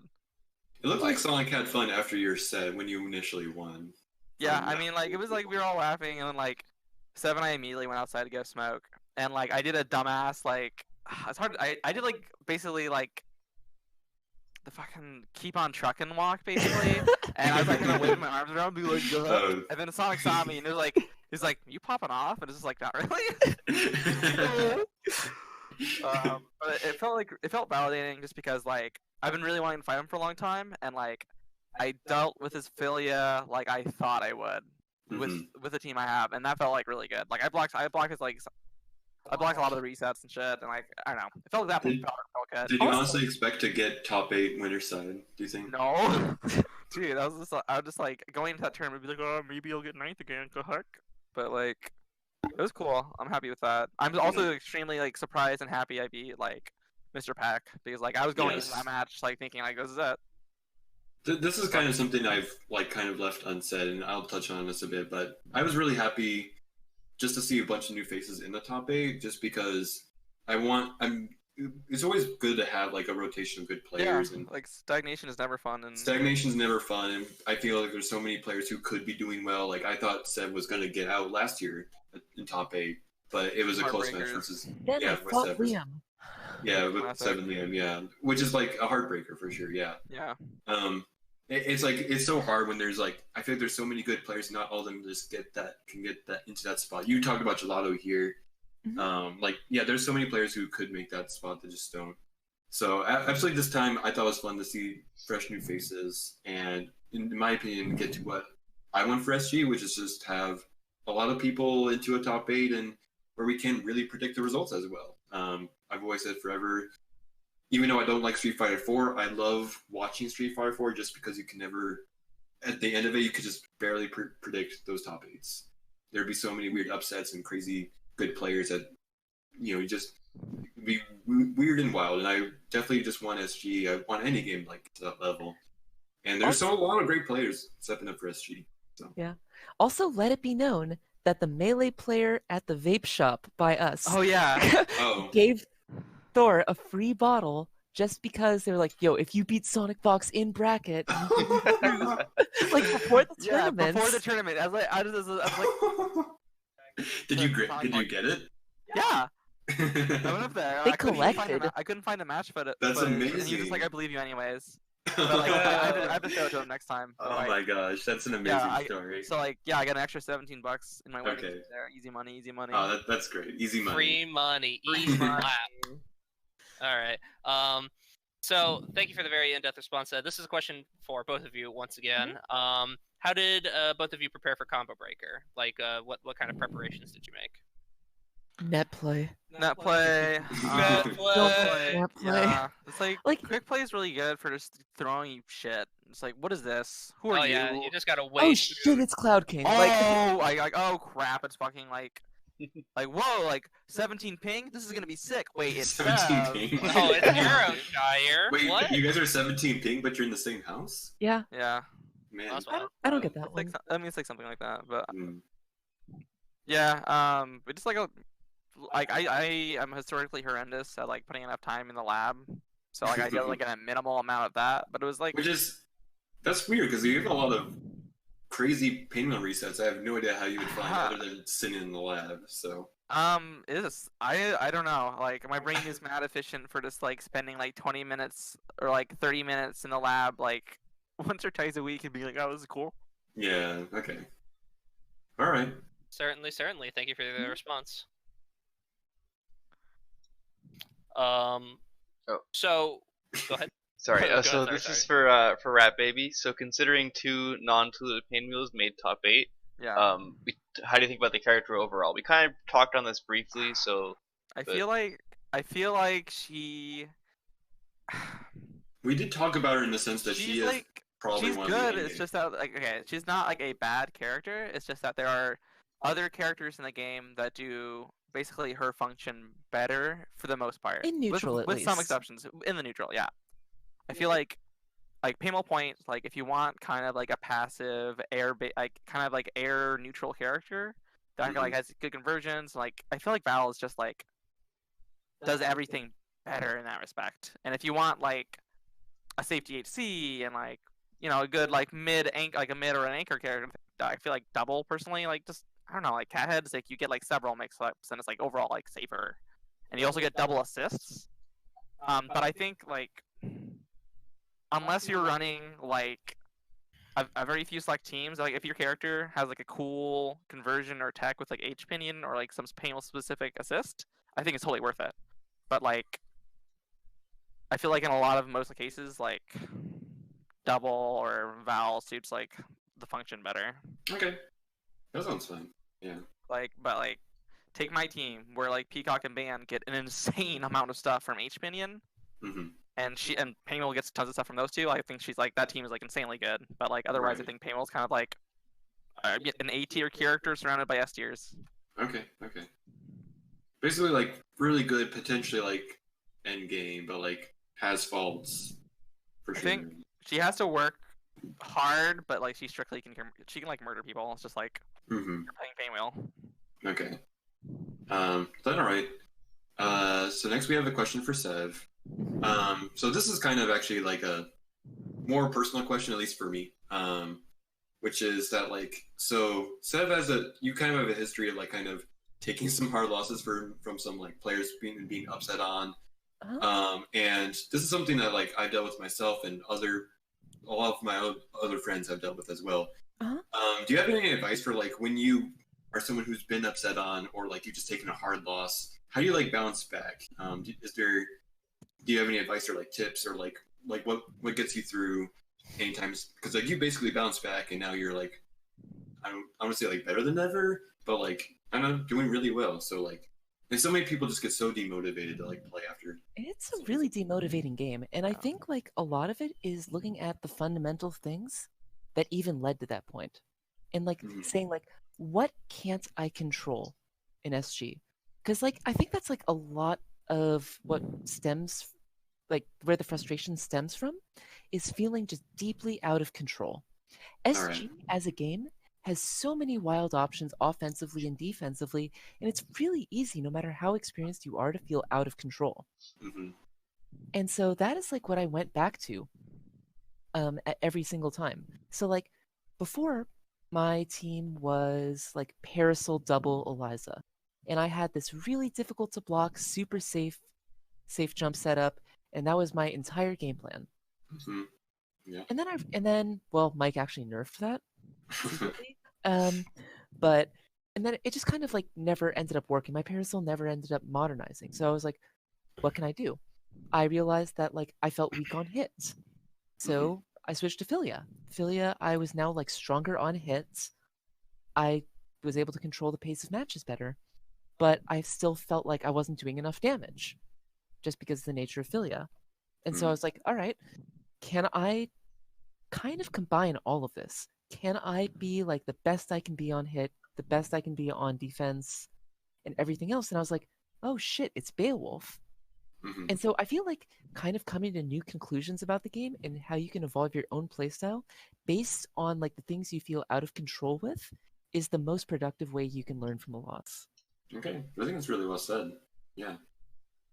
I think a lot of people usually get kind of stubborn in terms of not being open to like new teams. So that's why I think that's a very refreshing answer. Like it's 2019. Drop your main. Just drop your main. You will be happier. That's very, very true. This is definitely the year of just people dropping their main and going what the heart feels right. The other thing about dropping your main is if you drop your main, you are going to drop a lot of ingrained habits that may or may not be good or healthy for you as a player. Forcing yourself to pick up a character that might be like not necessarily your most comfortable, but like accomplishes a function better for you, it lets you develop habits better. Mm-hmm. So, yeah, great advice. I think it's well said. Mm-hmm. Drop your main. So, thank you very much for the answer again. And we are running a little bit short on time, so we do have to keep this last question just a little adjunct, and we'll go through the Q&A real quick. But both of you have been playing SG for a super long time. So, what are your thoughts on our current version compared to some of the older versions of SG? I think both of us will agree that I think MDE was like the most fun for us. MDE was really fun. Oh, it was just a happy medium. It was like just a special breed of crazy. Yeah, like oh gosh, MDE. people exploded. Like damage was crazy. We had the game change, and like damage was crazy while combos not being like outrageously long. Like it wasn't SE, it wasn't. Band like, wasn't there. Beowulf wasn't there. Band wasn't there. Beowulf wasn't there. Like Hello. hello. wasn't alive. Yeah. Yeah, it was a good time. Like, dude, double pain wheel. Like, oh my god. Double pain wheel was. Did you insane. breathe full screen? You absolute card fool. into install. Ugh. Fucking like TOD with like one extra bar, or like just like I'm like plus bajillion on block. Painwheel did 11k with one bar in that game. Yeah. No, it's fine. Solo. She exploded you. It's fine. It's fine. Like it was Everything's like okay. I think we really like the volatile nature of SG. Yeah. And I think MDE kind of like. It was a happy medium. Yeah, it was a happy medium between. I think like MDE and then like current day is like my two like in order like my two favorite things. Like I really do like current SG like right now. So like, can I get this right? Like basically like SDE and stuff were probably like just too ordered, structured, I guess. Like... No, personally for me, like those games are a sour spot just because Painwheel was like. It was garbage in SDE. Bad. Like, so if like Bella did like pummel run at you and you were near the corner, it was like literally unblockable. It's like awesome. Yeah, it was just like that, and then like I like vanilla more than SDE only because H bomber was invuln and like. Oh, got it. And like I was actually a double main first and foremost. Like my first team was solo double, and then it was Peacock double because I thought Peacock would enable double, which is like a funny thing to say. Mm-hmm. And then I played Painwheel double. Mm-hmm. If there's one thing I really liked about SDE, no mistakes allowed. Yeah, no mistakes allowed. No slop allowed. Mashing was bad. Mashing was bad.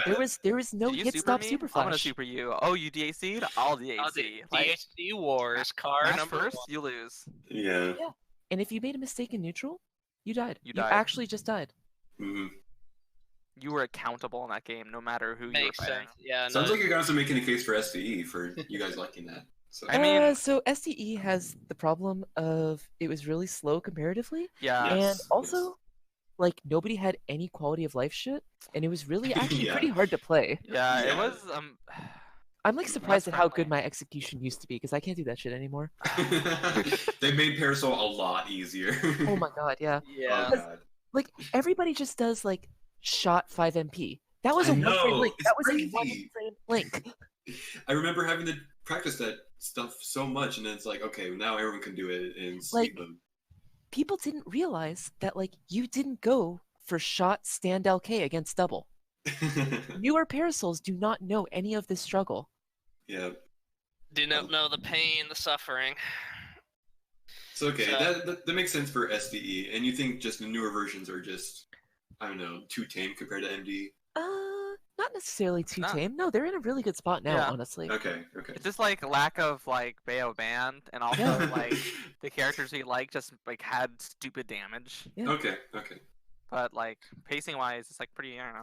Delete all the DLC characters. Just Yeah, delete all of them. basically. Get rid of them. All right. Team Get 'em outta Cloud here. forever.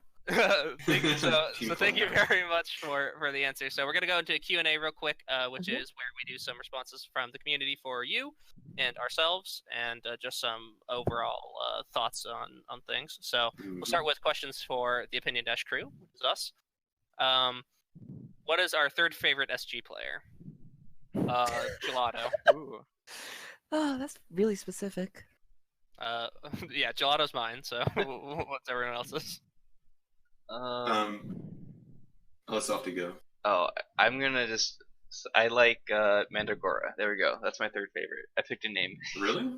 Oh, Mandragora. I just picked That's it. I not picked a bad. name off like a top 5 Oh. list. Okay. So I actually put a lot of thought into this because I saw the question before. So I'm gonna assume this question means top 3 players, and this doesn't include yourself or like close friends, because it would be like really free if I included friends and stuff.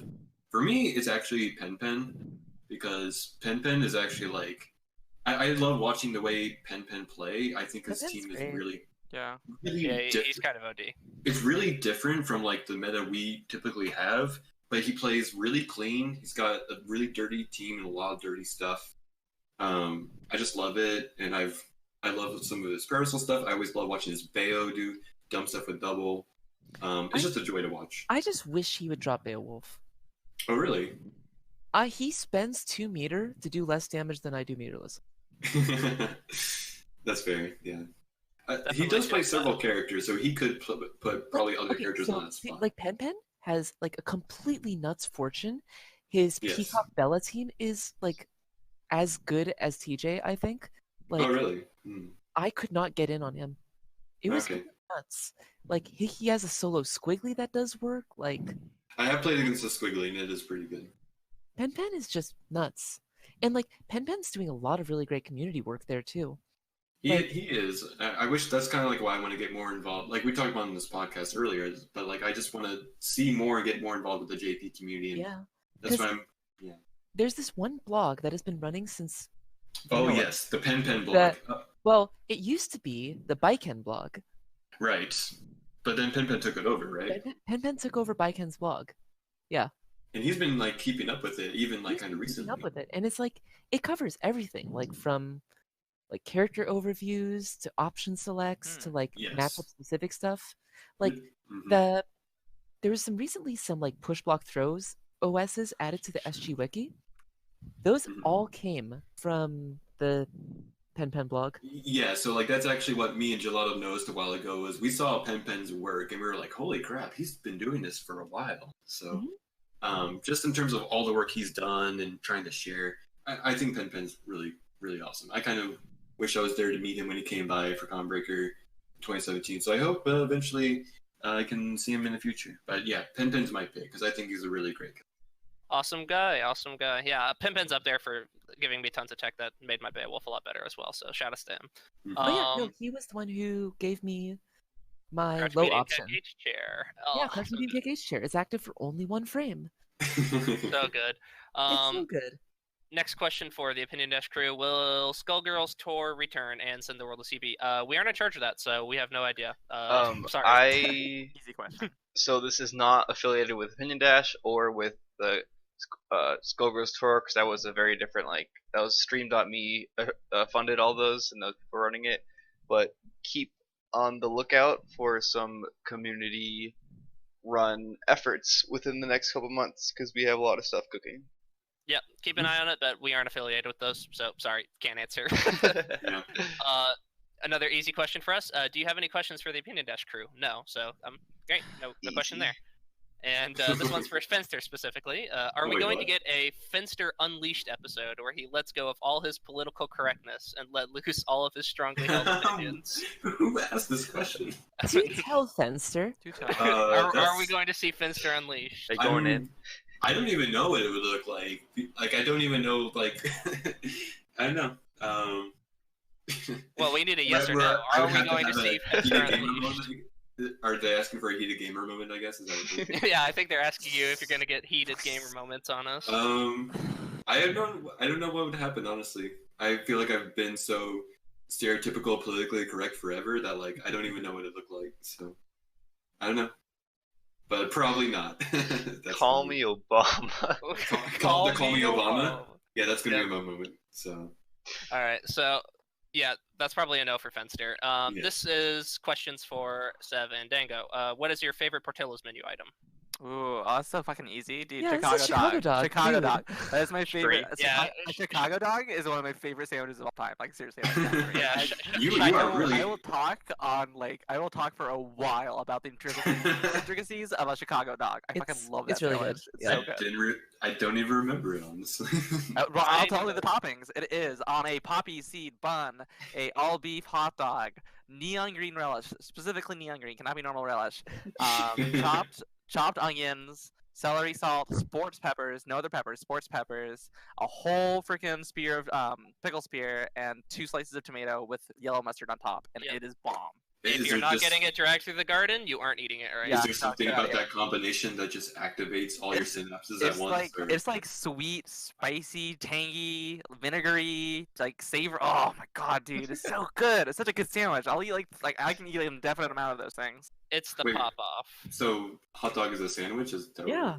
Well, yeah, that's a whole different discussion. The Chi-Town dog is definitely. Sorry, I missed the whole debate. Okay, a constructed hot dog is a sandwich, in the same way that a hamburger can be a hamburger patty, and on both. Okay, that's fair. Certainly. And is that the same for you, Sev, or do you have a different? No. Hot dogs are sandwiches. Oh, or right. do you mean like? Your favorite Portillo's menu item? No, it's definitely Chicago dog for sure. Oh, okay. Okay. Awesome. So another question for y'all is: next year I'll go to CP for the first time, and I'm really excited to go there. What should I do to fully enjoy it? Just play casuals. Play constantly. as many casuals as you can. Do not hyper focus on like trying to like perform well in bracket. Like just play, and just to see. Like if you put too much like pressure on yourself, you can really like ruin a first tournament experience. Enter a game that you wouldn't otherwise enter. Yeah, too. like also like like have you maybe played like an hour of ST? Enter ST. Enter freaking Ninja Turtles. Like it's a good Enter way mystery, to like warm up and like play like a no frills. And like, also like you get to meet a bunch of new people. Yeah. Like, and every major player for the community is going to be there. Yeah, for sure. And you get to potentially gatekeep somebody. So Exactly. You could beat somebody in a game they've been practicing, and you're like, I've literally put an hour and a half into this. Like, get gate kept. Get out of my pool. I went 1 and 2. Doesn't matter. So yeah, enter a poverty game. It's a great thing to do. And then this next one is a bit incoherent, but it's essentially. I got it. So you got this off the. Okay. All right. So this is for Sev and Thor, and your favorite daughter Undying called to tell you that she loves you, and that's the entire question set. Oh. Thank you, our prodigy. Yeah, no. You were Undying is. Is Undying a local Skullgirls player Yes. who's been playing the game Oh, for like 6 months, 8 months. Oh, is Undying? She's improving like crazy. Yeah, she's in Seattle proper. She is stealing games off me already. And it's Yeah, like her no, she first is- game, I'm pretty sure. Beat JP in the team tournament Did she the other day. really? Yeah, she Oh, took game. yes. Yeah, we've been talking about Undying for a while. Well, No, I mean, she's doing absolutely I think great. she beat Buck Yo-Yo also. Yeah. Wow, God damn, good shit. She Yeah. killed two Good players pilot. on that. She killed two players on that She team. plays The 3v3. Fortune. Is this Fortune Fortune Philia. Philia Yeah, Fortune Yeah, Philia. with Hairball, yeah. and Double. she plans to be picking up Double soon. That's a Ooh. gross Hope team. we- Yeah, exactly. Yeah, I'm super so good team. yeah. So hopefully, like we can have her over at our place soon and train some more. So Yeah. Oh, That'd be great. powered up. yeah. Yeah. Sounds great. So, the last question we have, I guess, is mostly directed towards Sev. But what do you think of the transition of America towards Bayo A Train? It feels like the shell just lets people avoid having to deal with 240 undizzy restrictions and two-touch people. So my response to that is, you're more than welcome to try. Yeah. Like I've seen so many people say they are going to switch to this and not put in the requisite work. Mm-hmm. And please go for it. But Yeah. like it is definitely some brain dead garbage, but you have to do your homework. Yeah, that's not. Yes. There's a knowledge barrier You required. definitely do. Yeah. There's like Mhm. a base execution check before you're even allowed to play the team Mm-hmm. in the form of mid-screen taunt stand I can't do it. No, it's hard. It's hard, right? And the other thing is just like approaching like not blowing yourself up on offense, learning the safe jump timing. Mm-hmm. Certainly. And then they had a second part to this question, which is Okay. kind of cheating, but we'll allow it since it's directed towards both of you. How is PNW VSAF House doing? It's good. It's Good. like things are running like yeah, things are good here. We're not killing each other. We're having a good time. Glad to hear there's no We're murder. dodging each other. We're dodging each other in everything. so hard. We yeah. almost never play VSub together. Like we have on Mondays, but me and Is Seth that the like real hike rage downstairs to inducer? play SG. Yeah. Like, so SG's not the rage-inducing game, it's VSAV. Yeah. Mm. Yeah. Oh no, that was very Like- sad. Yeah. VSAV is a game that like I might have gotten like pretty mad at SG, but like oh my VSAV god, is my spirit performance in crushing, dude. VSAV is some spirit crushing. Like especially My- like Seb's playing like the most like execution, like try hard your character that like if she's like slightly not on her shit, she just character. Yeah. So And it's, it like, was rough. the other thing is like I died hard in VSAV this year at CB Mhm. while the best Bishamon player in the world was staying in my hotel room. Nakanishi from Japan. We flew him out Oh. here. Oh, I didn't realize he came. Oh, Yeah. Yeah, he's a really cool guy. He's a really Oh. cool dude. that's it. That's awesome. Yeah. That's an interesting story to hear. And then they are telling us a little bit about their favorite combo breaker sets. I see Sanji versus Sonic Fox, Sev versus Rabble, and then we have two, Sev versus Dango, Sev versus Rat Baby. Couple responses like that. Right, baby. Rat Hey, Baby. baby. Yeah, baby. And That's then not a problem with Dingo, right yep.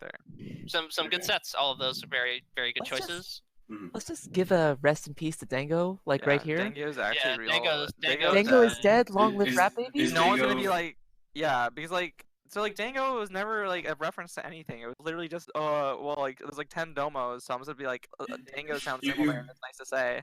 And then everyone was just like, oh, Clonod, or like, or it's not Clonod, it's some anime. Was it Clonod? I thought it was Clonod. Is it Clonod? It's like, I don't fucking watch anime. Dango Daisaku. Like every person, it's just like, no. Or like my favorite was it's actually pronounced Django. Oh yeah, Oh, yeah. like Dango and Chain. every time, Actually, like, every- let me tell you her name. Is Rat Baby just Yeah. Dango Unchained? Rat Is Baby it- is like, yeah, I guess, Whatever like, you want. I would say more like Dango, like is like kind of like a weird like It is the chrysalis to which Rat Baby emerges Yeah, from. Yes, exactly. fucked up ugly caterpillar, and like he And just then like split open and like a literal rat baby. He's just like I'm Rat Baby. Thor is the- the true name. Thor, yeah, Thor is like yeah. Like He's both my of us soul. have like the name that nobody thinks is our real name. Yeah, I can't introduce. See, the problem is I can't introduce myself as Thor because people are like, oh, that's cool. What's your real name? Every time. I'm just like, fuck. Yeah. So Like I get the same thing. Like my name is Sev. That's it. yep, that's the name. Yeah. There's nothing special to it. Some people just have their name.